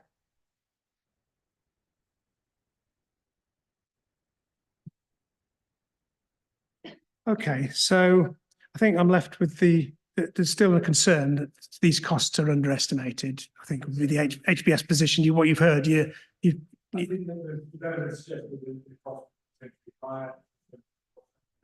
I think in terms of what might be helpful to use for, I think it's a very clear explanation in terms of what those costs are in terms of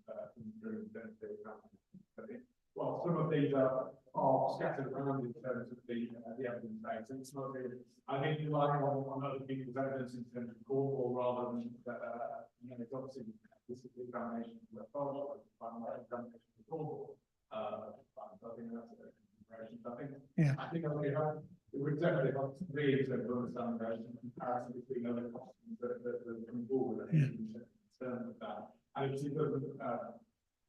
then in terms of relation to the future home standard, again, it's that fabric element to it, but it's really cost within that and how much that's going to cost. And then we arrive into the issues around deliverability in terms of how to deliver the impact on the supply in terms of how they what skills and abilities are within the market, the labour market, to deliver some of those levels of air prices that might potentially require and also deliver a 15 kilowatt per hour per meter square per year. So probably should have an easier way of saying. But yeah, I think that it's wider than just that viability issue. I think anything with an industry concern in terms of that's why the government have introduced a phase delivery of the home standard is to allow markets for export heat pump and also labour markets to gain capacity in order to meet the needs over time in the future. And so there's a concern with local authorities leaping ahead in terms of some of these and actually not being allowing industry that time to support and actually deliver that within the time I was expecting. Potentially putting off the delivery of new home, if we're upskilling in terms of labour and sourcing of supply in terms of heat pumps and other things. These will all come on stream, but that's why the government has been looking at a phased approach to these measures through the future standards and some of the insurance standards. Okay. So has that been looked at in terms of West Berkshire and not leaving aside the viability, but the sort of the practical issues that HBF are referring to there about labour, workforce skills and availability of materials and things? We haven't looked at it specifically, but obviously the written ministerial statement does have a line in it where it says in terms of supply chain, then that would be considered in terms of the viability of the scheme being brought forward. So we'd use that. But just to come back on the point in terms of where costs are and outlining the future, all funding information will be made available and clarified through the developer's contribution SPD, which will be produced. It was more about the costs that were set out in terms of this examination, in terms of the clarity of the approach that's been taken. It's just that in terms of the evidence there, it wasn't particularly clear to me in terms of what all those costs were and how they applied, and then how that had been translated into the viability study, which I think came before the evidence, but provided on CC1. So it's just how it all linked up in terms of the consideration, both in the viability study, which looked at a 5% and also looked at a 4% and a 7% in terms of the stage 1 assessment in terms of energy efficiency, but it didn't factor in any elements in terms of the fabric efficiency and those costs. So it's really just making sure that those costs have been factored in, and it's not just, oh, there's a 5%, but it wasn't clear to me within the evidence base how that had actually been considered. I think it's been explained here, but I didn't see that within the evidence base itself. Okay, I think I've understood the issue, and I think, you know, I've written down some figures, and they weren't figures that I'd, you know, I'd seen clearly set out anywhere in the evidence report. So I'm not saying they're not there, and don't think you're saying necessarily they're not there. It's a matter of just being sure. So leave that with me to think about in terms of. But I think that you've heard that you've not been totally reassured that the figures are. You know, they could be higher, basically, you're saying. I've included figures in terms of the Future Homes Hub report. So yeah, I would suggest looking at those, sir, and then it's up to you in terms of making your decision, sir. I mean, you referred to potential 15 to 19%, I think, is a reference. Is that comparable to the 5%? Because it sounds a long way apart. It's difficult in terms of saying, in terms of actually what the cost of achieving those specific fabric energy efficiency standards, because there hasn't been really the work done outside of some of the Cornwall studies to actually say how much will this cost.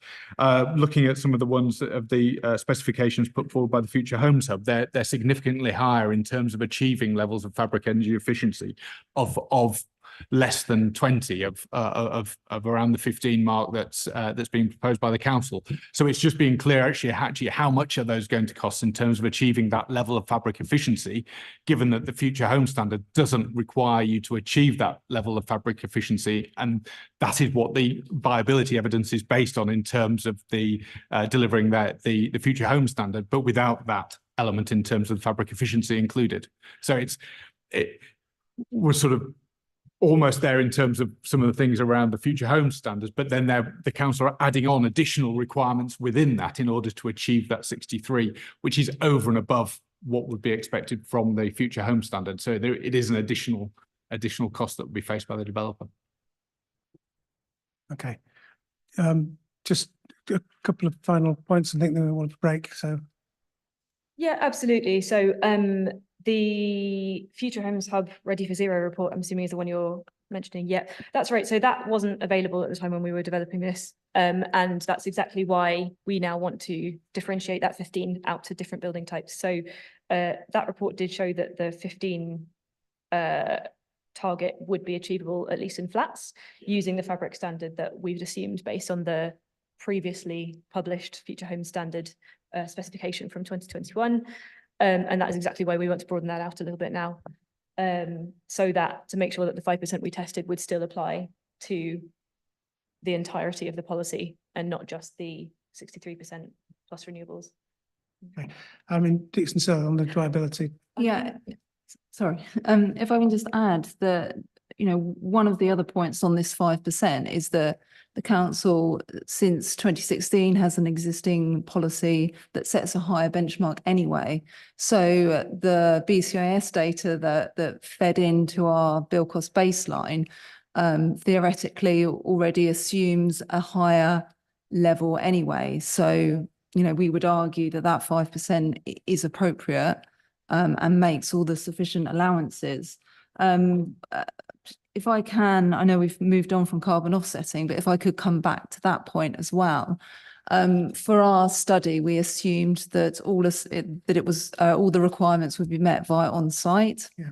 And I think that's appropriate given the high level nature of our assessment, but also that the carbon offsetting, you know, with bioregional stating, was it £1,000 a dwelling?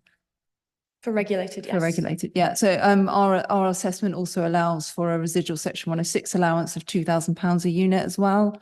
So we're confident that first and foremost, it's a high level assessment, the 5%, you know, assuming on site, it's met on site. Secondly, as a sort of backup, you know, in those site specific circumstances where it might not be met on site, we do have that allowance in our assessment, aside from the point that Marina made about that if there were to be carbon offsetting contributions made, then it would sort of weigh up on the other side. Okay. Just, I do want to have a break soon, but just to come back to something that you said about the developer contributions SPD, I think one of Mr. White's concern is that there's a lack of clarity about how this carbon offsetting financial contribution would be worked out. Is there an existing developer contributions SPD that the council has? Or is this something that would be new? I believe there is, yes. But this would have to be updated to include this particular element, is that right? So do you have a sort of timescale in mind for that? I mean, you've talked about there being established ways of calculating these things, and there is national funds that systems that you can put funding into. But I mean, I don't know how much work there is involved in the council having a clear system in terms of coming up with an SPD to make this element of the policy workable. Instructions are coming from behind around 6 months. Okay. So that would then deal with the issue that Mr. White's raised about the clarity about the amounts. If you're into the carbon offsetting element of it, you know, the amounts, how it would be calculated, where the money would go, how it would be spent, any sort of payback arrangements, all those sort of things could be dealt with within a sort of 6 months period. And that's based on what previous preparation of SPD, is it? Yeah. Okay. So I mean, obviously you've got work commitments at the moment dealing with the examination, et cetera, but I mean, is this something that the council could say would be broadly available to publish around the time the plan is adopted? I don't want to give you a total, but I mean, you know, it's to make this policy work for the, you know, the reasons that were raised. Yep. Yeah. Okay.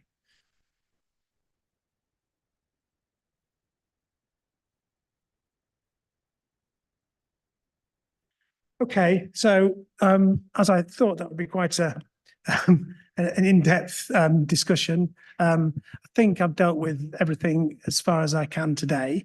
If there are any further clarifications or issues, you know, there's a number of ways I can think about that, whether it's through clarification of anything in writing, or indeed if I feel that we need to come back on the issue of viability overall, and indeed this particular policy, we do have opportunities if necessary in the reserve days. I'm not saying that's the case, but you know, there's quite a lot of detailed information to sort of think through. And anyway, thank you all for your contributions.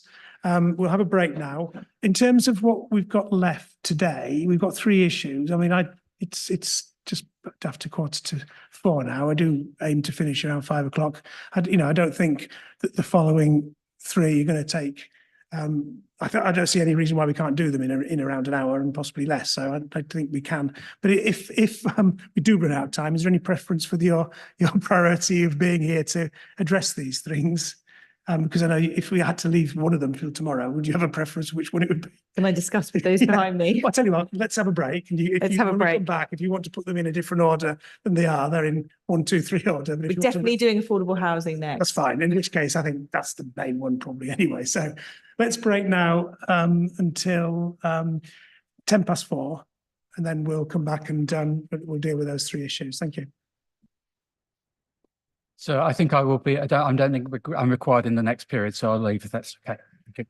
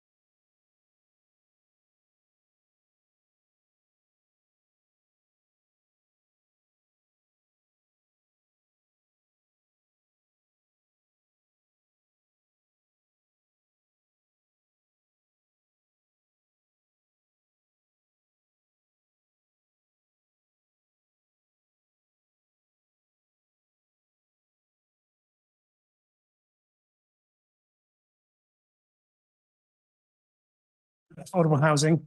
And then we'll review where we are in terms of what we do next after we've done affordable housing, shall we? Ireland is here as well from Iceni, and Yeah. he helped the council with affordable housing and also with housing mix. Yeah, so we definitely want to try and deal with those two. If possible, yes, Yeah. please. Okay, fine, thank you. Right, so the policy sets out, policy SB19 sets out obviously various requirements relating to the provision of affordable housing, which I'll look at some elements of that in a minute. But just going back to, I think we did touch on this in terms of the assessment of housing need, affordable housing need. So the housing need assessment identifies a need of 330 affordable homes per year, or a total of 5,610 between 2022 and 2039. That's the bottom line figures, is it? Yeah. Yes. Yes. Yeah, okay, thanks. There's a complicated relationship, I think, between the standard method approach to housing need overall and affordable housing. I mean, the PPG just set out a methodology which I think is intended to identify affordable housing need as a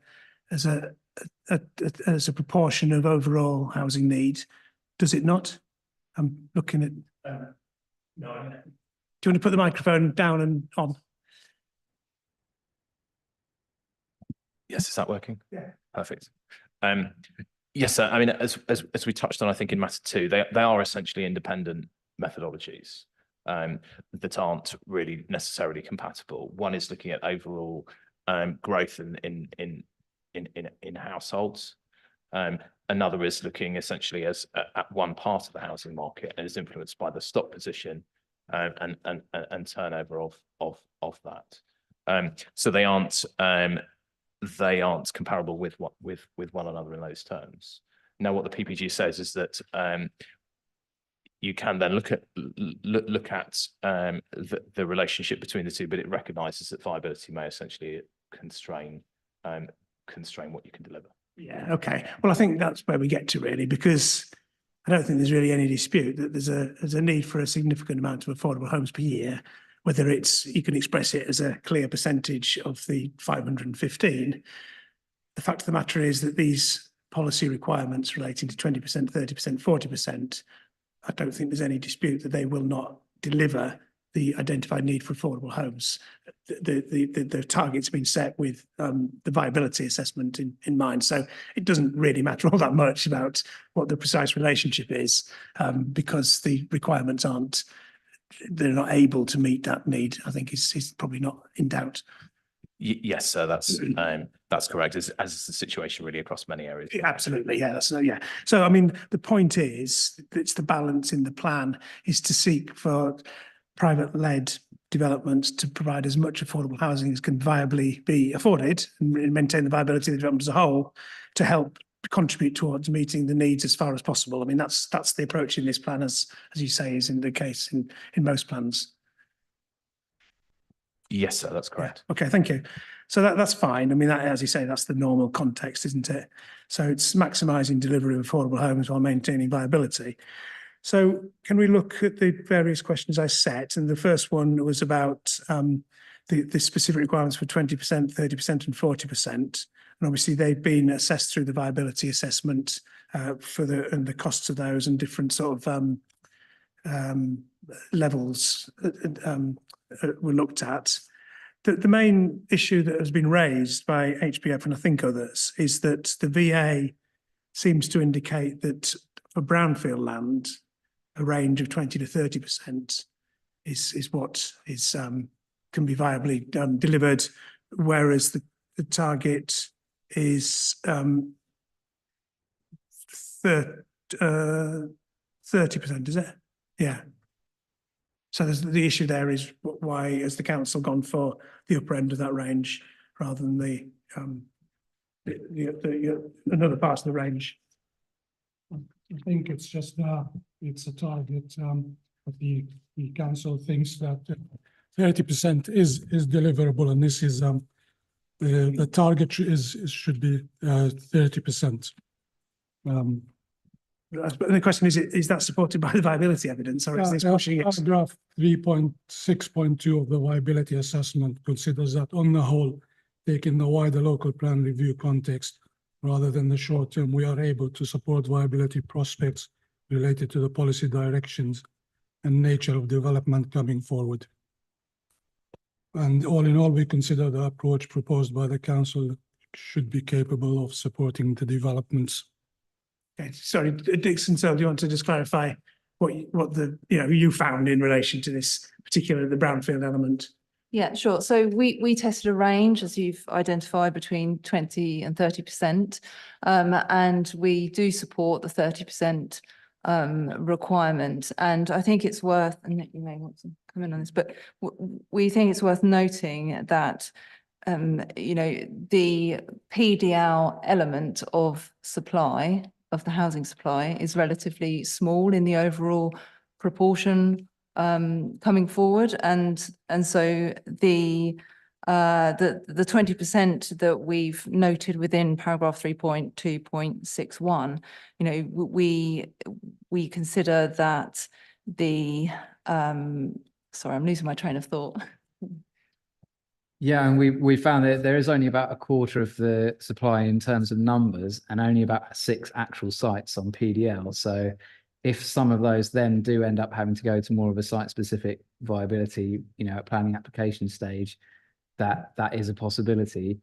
I also think, as a general point, you started this conversation by noting that with the policy targets that have been set, the need is, even with those, it's not going to be met. So the council's quite rightly gone for a reasonably challenging target to make sure that it doesn't, as it were, aim too low and have some sites that could provide 30% going through at, say, 20%, and therefore overall the delivery being even lower. So it seems reasonable to go for the more challenging end of what's shown to be viable.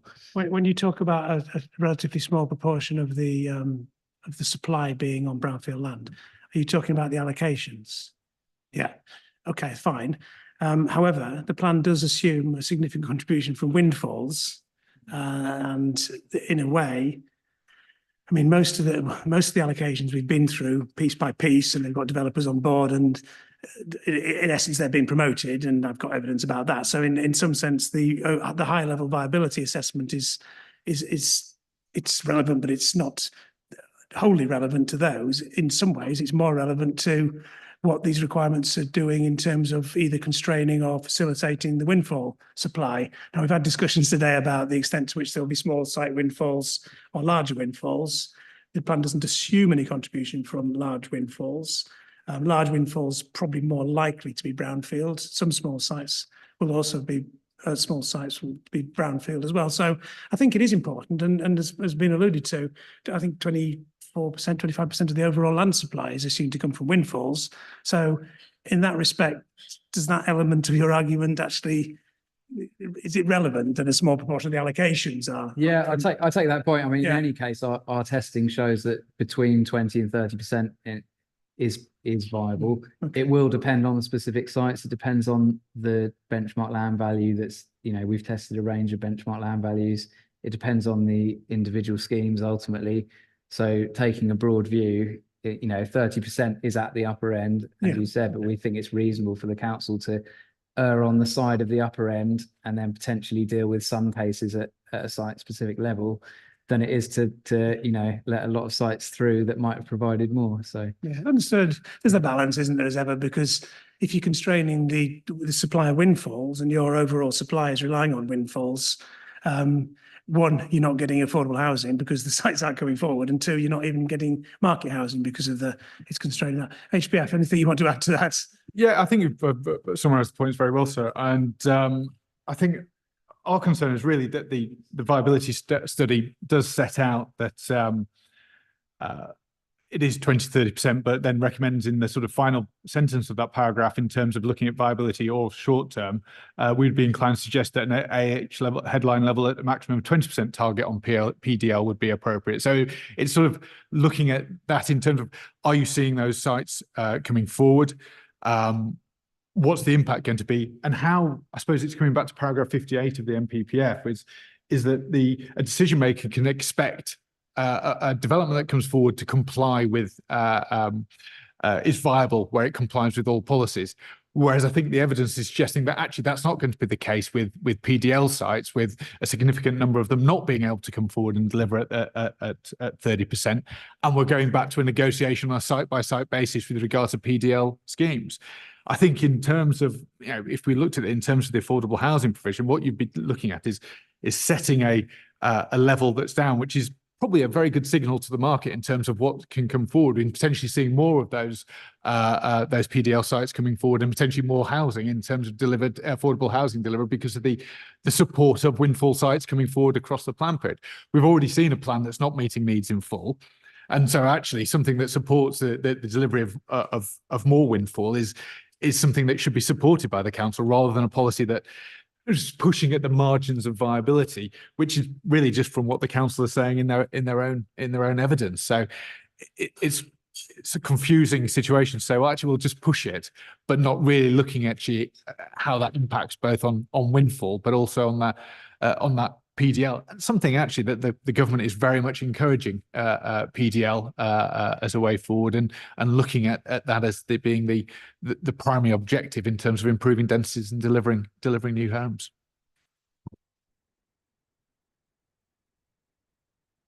I think it's unfortunate to say that the council's just pushing it. At the moment, its current core strategy policy CS6 does seek 30% provision on previously developed land already. So that, combined with the fact that Dixon Searle is supporting 30% on the current viability testing, I suggest to you, sir, that it would be a backward step. When we talk about the windfalls that have come forward, being presumably on a mixture, I've not asked for a breakdown of greenfield and brownfield, but there will have been a mixture of the two. You're saying that those figures that I've got for windfall supply based on historic trends already factor in 30% and 40% affordable housing. Yeah, I mean, obviously policy CS6 in the same way has a subject to. Yeah. So I can't give you a breakdown of which ones are PDL and which ones aren't. But the council has a 5-year housing land supply at the moment, and has done for some time over the period of the core strategy, and that's what it's been applying. We'll come on to the application of these requirements to sites of less than 10 shortly across the district as a whole. But again, well, does the core strategy policy already apply that policy or not? Core strategy is for 15 dwellings or more that the 30% provision will be on previously developed land, and 30% provision on sites of 10 to 14, 20% on 5 to 9. So that's the same. Yeah, okay. So the 30% for PDL is on these 10, sorry, that's the 10 dwellings or more. The core strategy was 15. Yeah, okay. Right. But in terms of the small sites, the 20% is the figure that would apply to those in this plan. I'll come on to that. Okay, thank you. Right. Yeah, Dixon Searle. Yeah, sorry, I just wanted to add that although we've noted a range of 20 to 30, that's not to say, our results do support 30. They also support 20 in some cases on some schemes. However, with the balance of the need that's required, why should the target be set at the lowest level? It should be set at in our view, at a suitably challenging target of 30%. Understood. And as I say, that it still allows for site-specific VA, and that would be assessed against the figures that you've used, subject to changes in circumstances, as the PPG says. Okay. Anything else on the 20, sort of the 20%, 30%, 40% that anybody wishes to raise? No. Okay. So the next one is about the requirement for. Yes, HBF. Factor, I'm just in terms of the considerations, it's in terms of the viability study. Obviously, we've talked about the energy efficiency standards and potentially a higher cost, because that will impact on those. But also in terms of the the BNG costs within the viability study with regard to that. I believe it's taken from the 2019 impact assessment, which uses a 50% on-site and 50% off-site contribution. And I think it's about £11,000 per unit in terms of biodiversity off-site contribution. So which is very low, and I think it's been recognised that that's quite low. We're seeing units in terms of coming forward around members about 30 to 50,000 pounds per unit. It's quite high, and this is the issue we're having in terms of some of the impact assessment. Using the impact assessment is that it underestimates in terms of the cost. I know this is in terms of PDL, so not necessary, but we are also finding that there's something called the open mosaic habitat, which is actually sort of an urban that seeing quite high levels of net gain required on urban sites. So it's one of those things where, whilst recognising that it's 2030, there are other costs that are going to be pushing at those types of development in terms of BNG, obviously the energy efficiency standards and those. So there's potential underestimate within the viability assessment of those costs, and which would also potentially support going for a 20%, which would then allow more development to come forward and provide that signal to those sites to come forward. Okay. Did you want to respond? I mean, I don't particularly want to go back on the costs for some of the other issues. We talked about the energy efficiency and biodiversity. We can talk about when we look at that policy, but Yeah, no, if I could just come back, but yes, you're right. The government impact assessment does assume £11,000 a year per biodiversity unit allowance. There was a study conducted for DEFRA by FTech in 2021, I believe, which recommended it should be readjusted to £20,000 per biodiversity unit. So that's not per dwelling unit, per biodiversity unit. So quite some way from the 50,000 that you mentioned, but I'll, take your point. Sure. But in terms of our allowance within the viability assessment, we've assumed for PDL, we've assumed 0.5% of build costs, which is a small amount.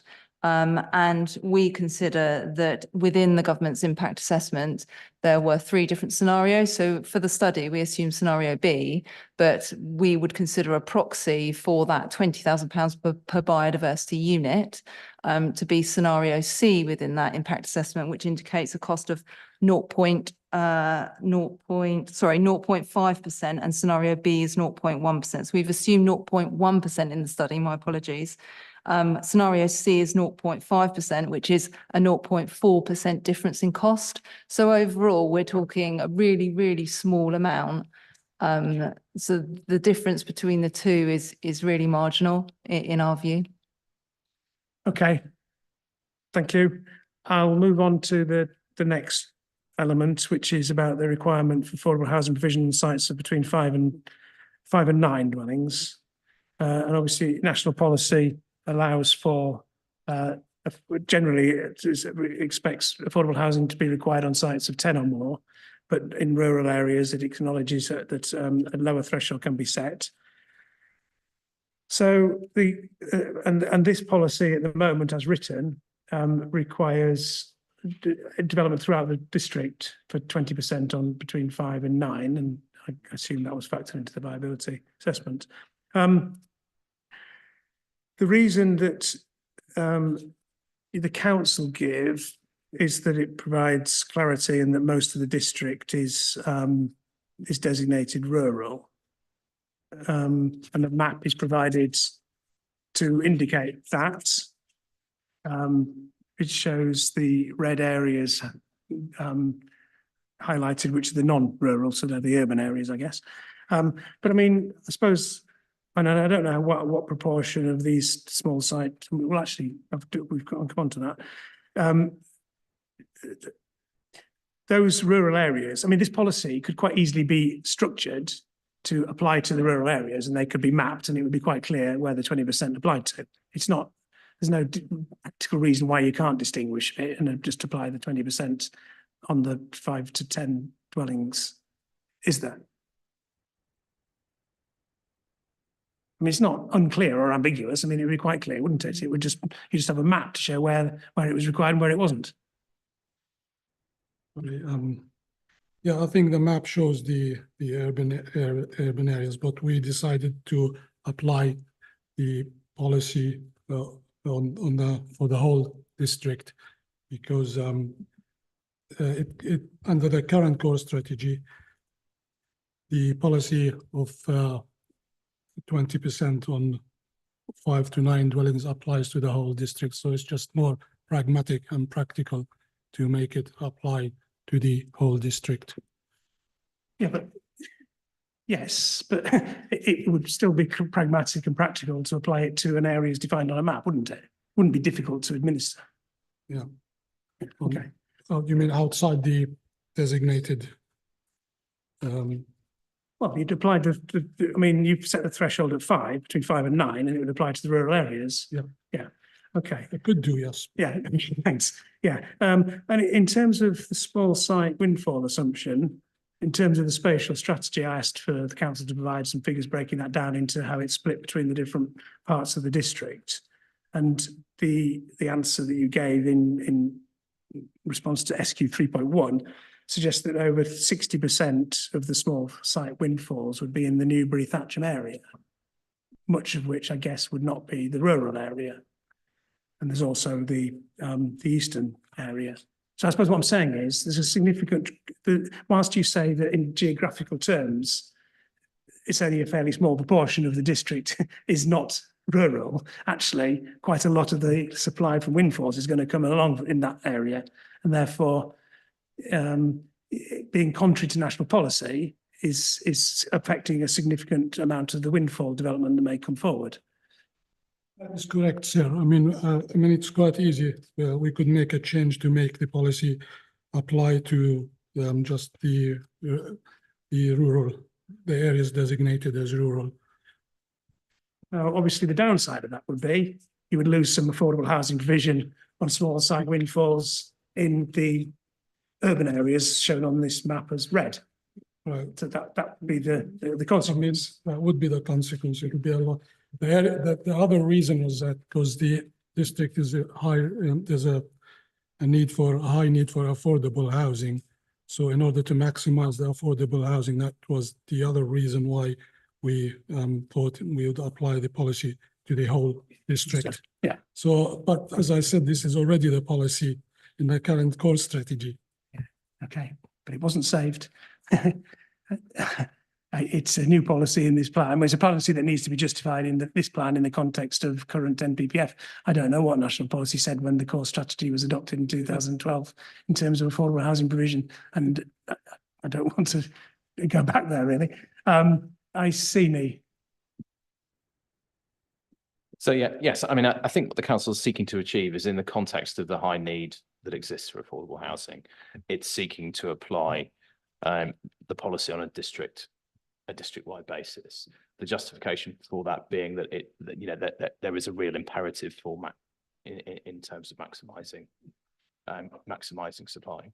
But as you said, that's almost always the case, isn't it? That virtually every plan has an identified lead of affordable housing and targets that are not going to meet it.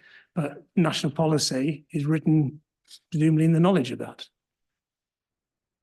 And national policy is to not seek affordable housing on sites of under 10. And there are reasons for that, as the HBF have set out in their statement. Yes, sir. I think it is around that the disproportionate impact on small developers. So I think the government was very clear in terms of why it was looking to introduce that policy through the written ministerial statement in 2013, I believe, which I think was prior to the core strategy being adopted. So I think it's what we have here is a policy that is just completely against what is set out in national policy, which seemed to be on the justification you said, sir, that it was why not just apply? It's only a small part of the urban area, but it is the urban area that is where most development will come forward in terms of windfall. I recognise that whilst it might need to be provided within rural areas, because rural sites will generally be smaller, and actually, therefore, there is a reason for seeking. I think within the urban area, there is a high level of need. I think that that is always often the case, especially in the southeast of England. But I think the other aspect is so if this level of need is so high, that also is an imperative to look back at the conversations we had this morning in terms about meeting needs overall and increasing the supply of homes overall. Indeed, that is something that PPG suggests is an important aspect. So rather than looking at relatively small amounts of affordable housing delivery within on smaller sites, surely the logical outcome of the considerations for you and surprisingly not the council haven't taken is actually to meet needs in full and to actually go beyond what those needs are in order to support affordable housing delivery.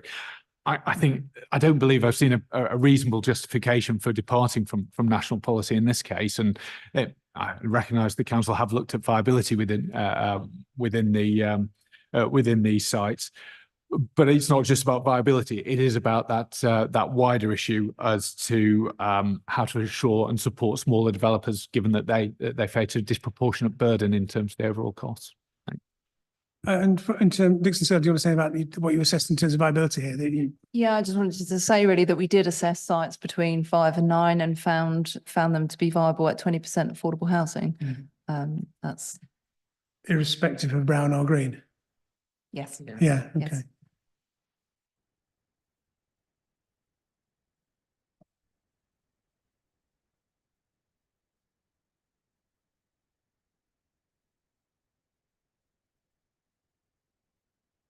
Okay, I think we've taken that as far as we can, understand the arguments.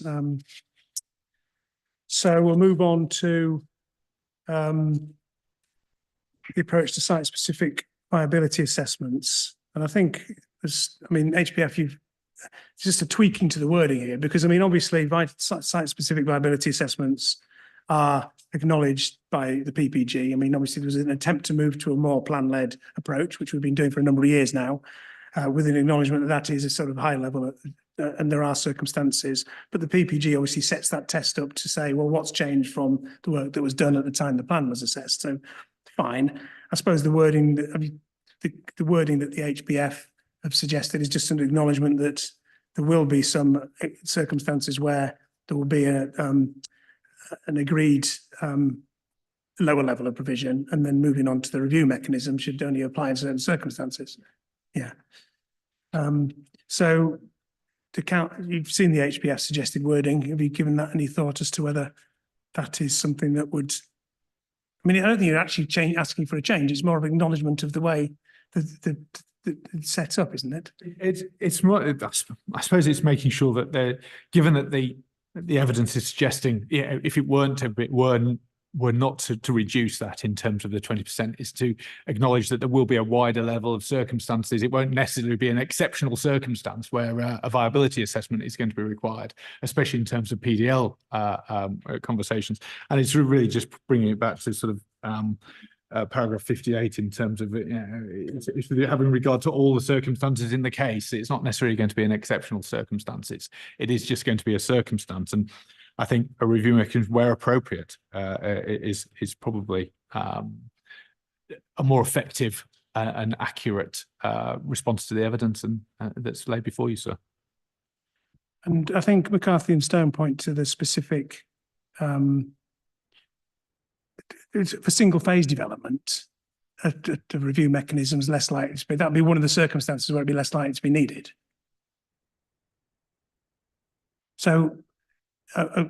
Any response to what the HBF has suggested in terms of the tweaking to the wording? Paragraph 5 of policy SB 19 does recognize that there may be exceptional circumstances where specific issues inhibit the provision of on-site affordable housing. So there is flexibility in the policy which recognizes that provision can be better met on alternative sites. I'll come back to that one. It was more the issue about the review mechanism circumstances. I think leave it with me. And there is there is the policy does contain the possibility of not having it. Undertaking a possibility of undertaking a review where circumstances are required.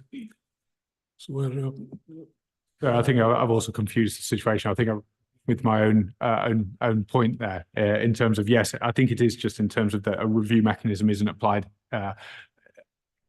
all the time, that it is an appropriate response where necessary. Whereas I think the policy at the moment is it almost implies that it'll be always the case. And I think, as you say, in terms of phase development, that will be the case. But where it's not phased, we'll be coming back afterwards. And I think that's really the point I was arriving at. And I just I misread my my own statement. Sorry. So one of the circumstances where a review mechanism would be less likely to be necessary would be a single phase development. Yeah, where you haven't got phase development. I think even if you've had to do a site specific viability assessment and you've shown you can't achieve the 40% or the 30% or whatever.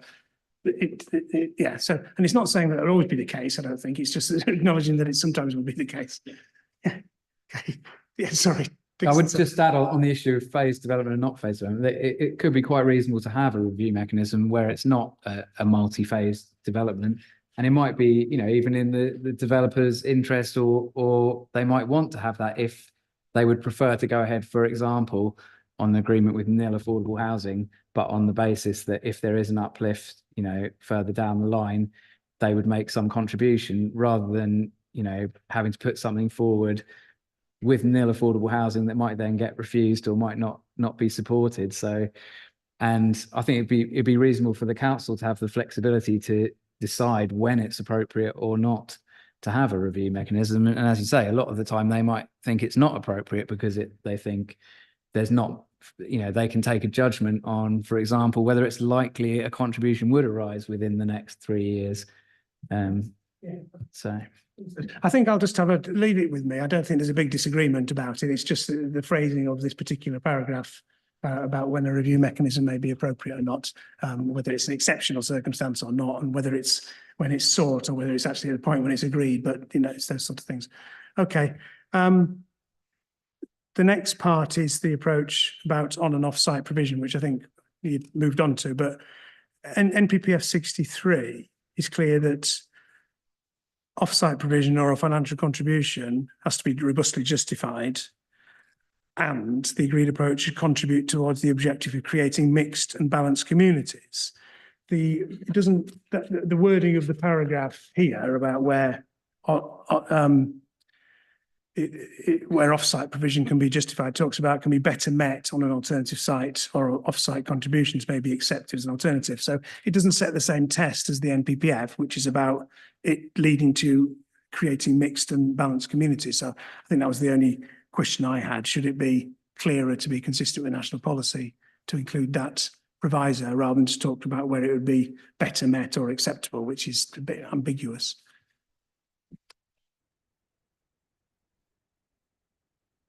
Yes, we could make some alterations to make it more consistent with NPPF.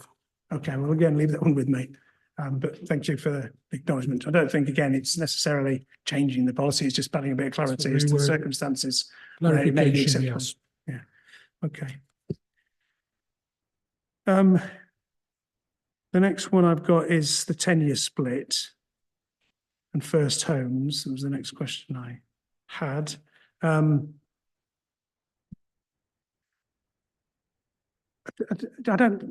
don't think there was necessarily a contradiction here with the first homes. I think what the HBF you were suggesting, was it just being more explicit about the 25% in this part of the policy?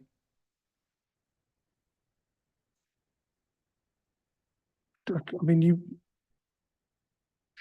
I think you said that it should be amended to clarify that at least 25% of the affordable homes should be first homes. Yes.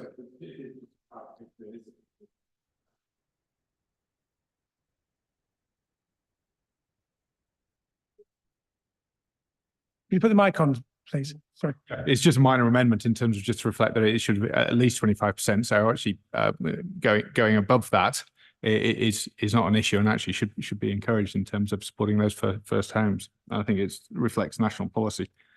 So it's the paragraph where it refers to a 10-year split of 25% first homes. You said it should be at least 25%. Yes. So, and then following on the social rented and shared ownership.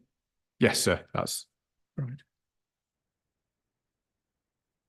I don't know, any response from your Iceni or? So yes, I think the factor here is that the sort of, and there may be others internally that can talk to this, but our experience is that in many instances, developers don't actually want to deliver a significant volume of first homes because of the caps that are set out nationally. First homes in this district are likely to be focused on 1-bed units and 2-bed units, and some 2-bed units, but particularly 1-beds. And so there is an issue around the balance of affordable housing in those terms, and actually what's quite a sort of almost modest or restricted market for that type of dwelling. So I don't think in those terms the evidence particularly supports including a provision for at least. No, just more generally about the work that you've done in housing needs. I mean, obviously, national policy reflects that first homes and its tenure split it's a political judgment about moving to home ownership as opposed to social rent. In terms of what your assessment said, what did that say? I mean, we're essentially looking at a relatively limited market for first homes in the district, and a clear and more acute need for rented affordable housing. So, you know, in those terms where we've looked at this in other areas, there are some benefits from a sort of a policy split that looks at, you know, social rented provision, but then, you know, broader low cost home ownership products. So I think that's where the needs position takes you. Yeah. You are, however, working with a particular national policy position at this point in time. Yes, and I mean, first homes it's a definition that's in the NPPF now as part of the mix. I suppose it's to the extent to which these things are time limited, and but the needs assessment. I mean, this refers to then 70% social rented. Yeah, which is what you're saying. At least that would be needed to meet the needs that you've identified. Yeah. So in effect, I think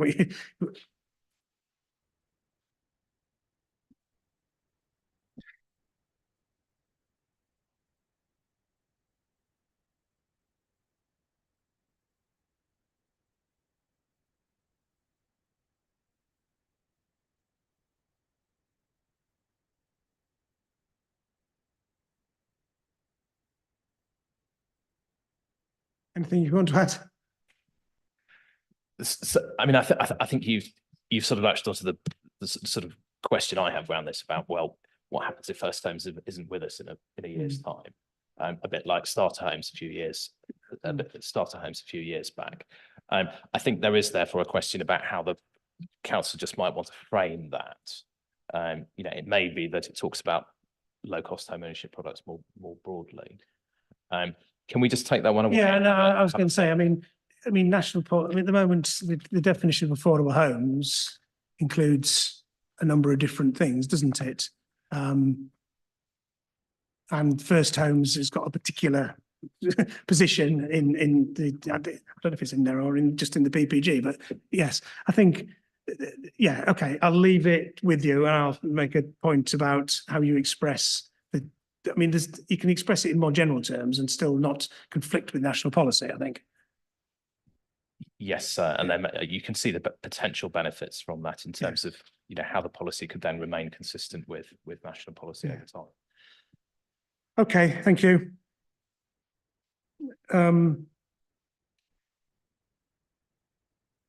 Build to rent, I think it's basically reflecting the PPG advice in terms of the approach, in terms of the norm. I mean, the PPG isn't totally prescriptive and it allows for deviation from the percentages that it refers to. I think in terms of viability, there's no question about what that was factored in for the build to rent costs. Yeah. There wasn't any viability issue with about the 20% affordable build to rent, private rent units in the 100% build to rent schemes. And that was factored in. We didn't test build to rent within the viability assessment. At the time at which we progressed the study, it wasn't considered to be a scheme type that was sort of relevant to the supply coming forward. However, in terms of our wider experience of dealing with build to rent, Nick, do you wanna- my Yeah, colleague okay. Nick is a bit of an expert. Can I just add something? The affordable housing viability assessment in paragraph 3.6.3, that's the July 2020, found that the impact of including an element of affordable rent in place of social rent results in improved viability. So- Okay. Yeah, I mean, that's a separate point that I was going to make in relation to something else, but yeah, Yeah. on build to rent, unfortunately, we haven't actually tested that, because as Helena said, at the time, it wasn't thought to be a typology that the council was encouraging or that was going to be a major part of the supply. So it is difficult to comment on exactly, how that would come out. It's just been seen as part of the general affordable housing testing. Okay. Was there a reason why the council included build to rent in the policy? Was it because there was an expectation that schemes were being brought forward, or? So yes, I mean, you may have had some meetings at the council's offices in Newbury and some of the hearings there. That the site next to that, the bus station site, is a build to rent development, and there is potential, I think, for build to rent to come forward on some other schemes, particularly in central Newbury. Okay. I suppose in the absence of any specific viability testing in West Berkshire for that, defaulting to the PPG kind of assumptions about the percentage of affordable in those schemes is a reasonable approach. I would think so, yes. Yeah. Okay.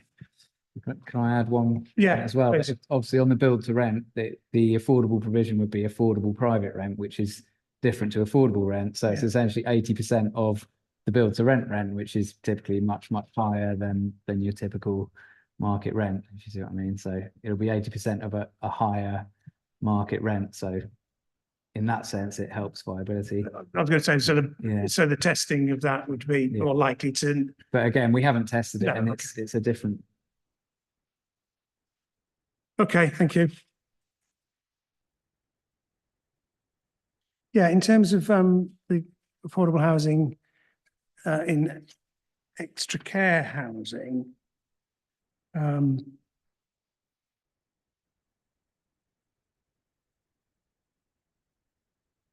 is there a reason why extra care is referred to, but not sheltered housing? Extra care and sheltered housing are two different things, because sheltered housing does not consist of a extra care element. It's mainly for people who are retiring, and so they are different. One is sheltered housing can be classified as class C3. And Yes. extra care is C2. Yeah. So they are, but McCarthy, and I think that's point was made by McCarthy and Stone, and they are different. They are different, and leaving aside the issue of how you put them into use classes, but is there not an issue about sheltered housing having some different costs associated with them compared to mainstream housing? And McCarthy and Stone say, well, that's more comparable to extra care, and therefore this sort of exception to looking at the viability ought to be applied to the sheltered as well as to extra care. And that's all they're saying. And they do come with different cost assumptions attached to them for both sheltered and extra care. We've modelled that, but I think the wider point is that we see in our day-to-day site-specific viability work that these types of sheltered sort of retirement-only schemes do come forward in a variety of forms. We don't think that it consistently comes forward enough in a consistent way to warrant differentiation within the policy. What, between sheltered and extra care? Sorry, Sheltered, so we would say sheltered housing should be included within the wider policy position. in the same way as extra care is. No. Sorry. No. Sheltered to be lumped in with mainstream housing. Yes, because they come forward in a much more varied way, whereas extra care has a clear sort of element of care attached to it that is more costly, that does sort of warrant that exception. Okay, so if we've got a spectrum of the sort of the difference, extra cares at one level, mainstream housing and sheltered because more likely to be that end, or it shouldn't be exempt to the extent that extra care is. That's your. Yes, that's right. Yeah. Okay, understood. Sorry for any confusion. No, that's all right. It's getting towards the end of a long day, so confusion is easily generated, I think. Right.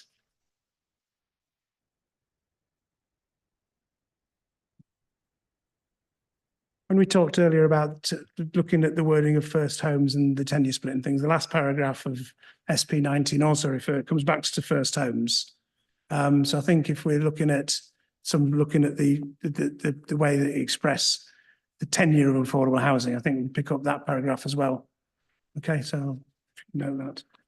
Right, I've got nothing else on affordable housing. So let's move on to the housing type and mix, which I don't think there's a great deal to address.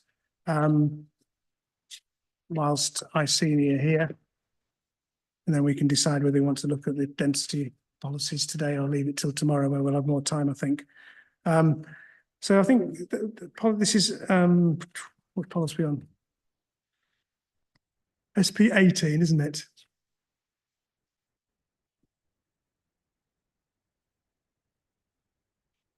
So the table that we've got, table 3, reflects the work I see have done at a particular point in time. Yeah, the policy refers to, where does it refer to, table 3? Should reflect the requirements of table 3. I suppose it's just the issue about the extent to which this mix is something that you want to be kind of locked into for a plan that's looking ahead for 15 years or so, or there needs to be greater flexibility around it.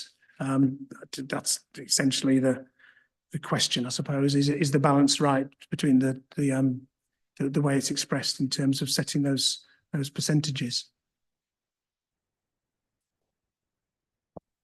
Yes, I mean, the reading of the policy, for starters, does set out that it should have regard to table 3 in the supporting text or any more recent evidence published by the council. So there is flexibility for the council to update its evidence to reflect changing circumstances in that respect. So the policy then it essentially allows that to be adjusted on a site-by-site basis where there's where there's essentially a justification to do so. And that's then what's set out below in terms of factors which may lead to a justification for looking at an alternative. So the flexibility in those terms is built in by those 2 aspects. 2 steps in the process of looking at it. Yeah. Is there a reason why it should only be more recent evidence published by the council?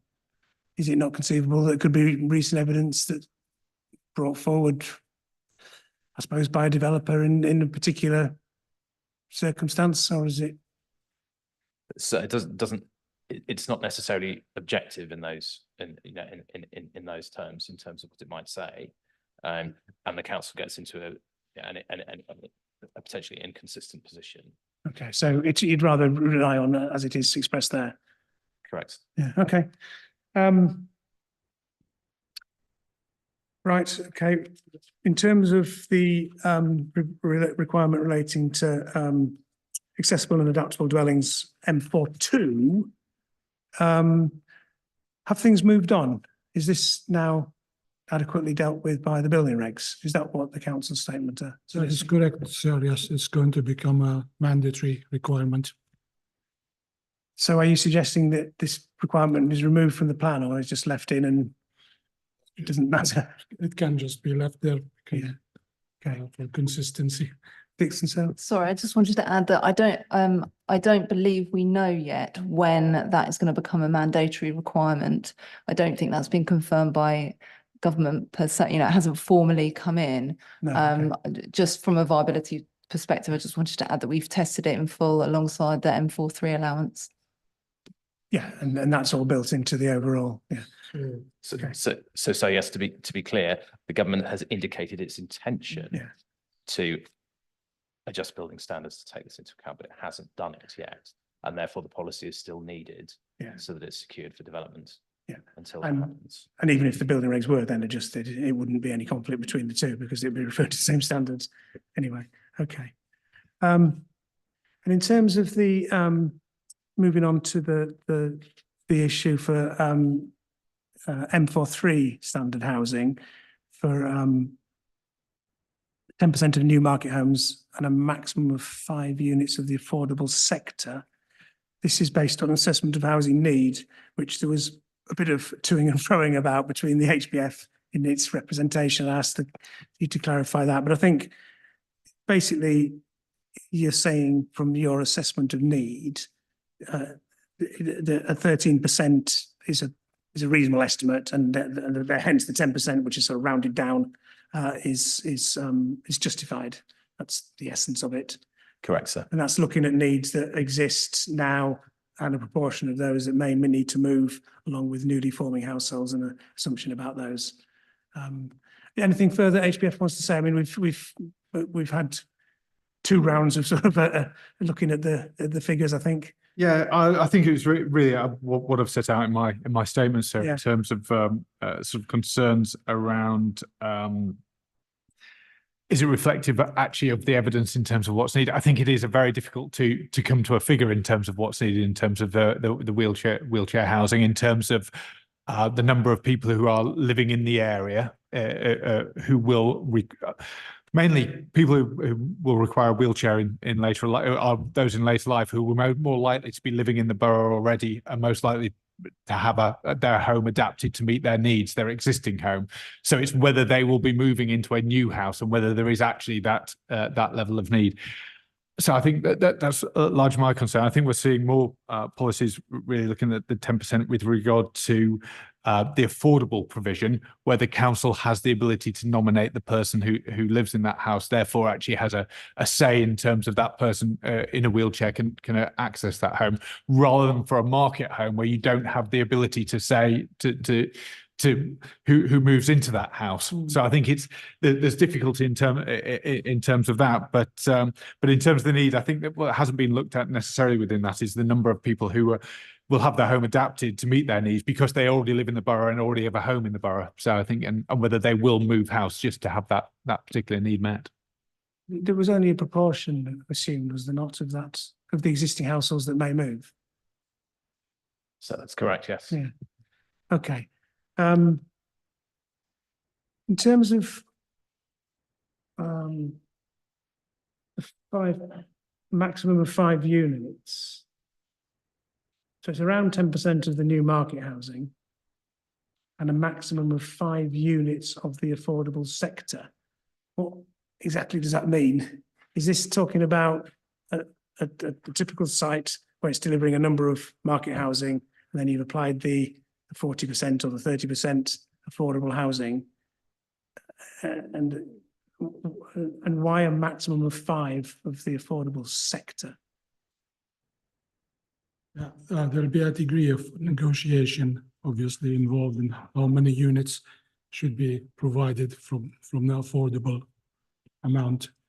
But I think the maximum 5 was based on viability of sites. But I don't quite understand, but if you've got a site for 1,000 homes and you applied a 40% affordable housing, yeah, so you'd have 400 affordable homes on that site. Are you saying you'd only want 5 of those to be wheelchair M43? That's presumably not what it means. I understand the point, but I think Can we come back? Yeah, I don't think that's what I don't actually know what it means in terms of 5% maximum 5 units of affordable sector. So it doesn't seem to make sense, does it? I don't think it is probably intended to mean that, but yeah, okay, right.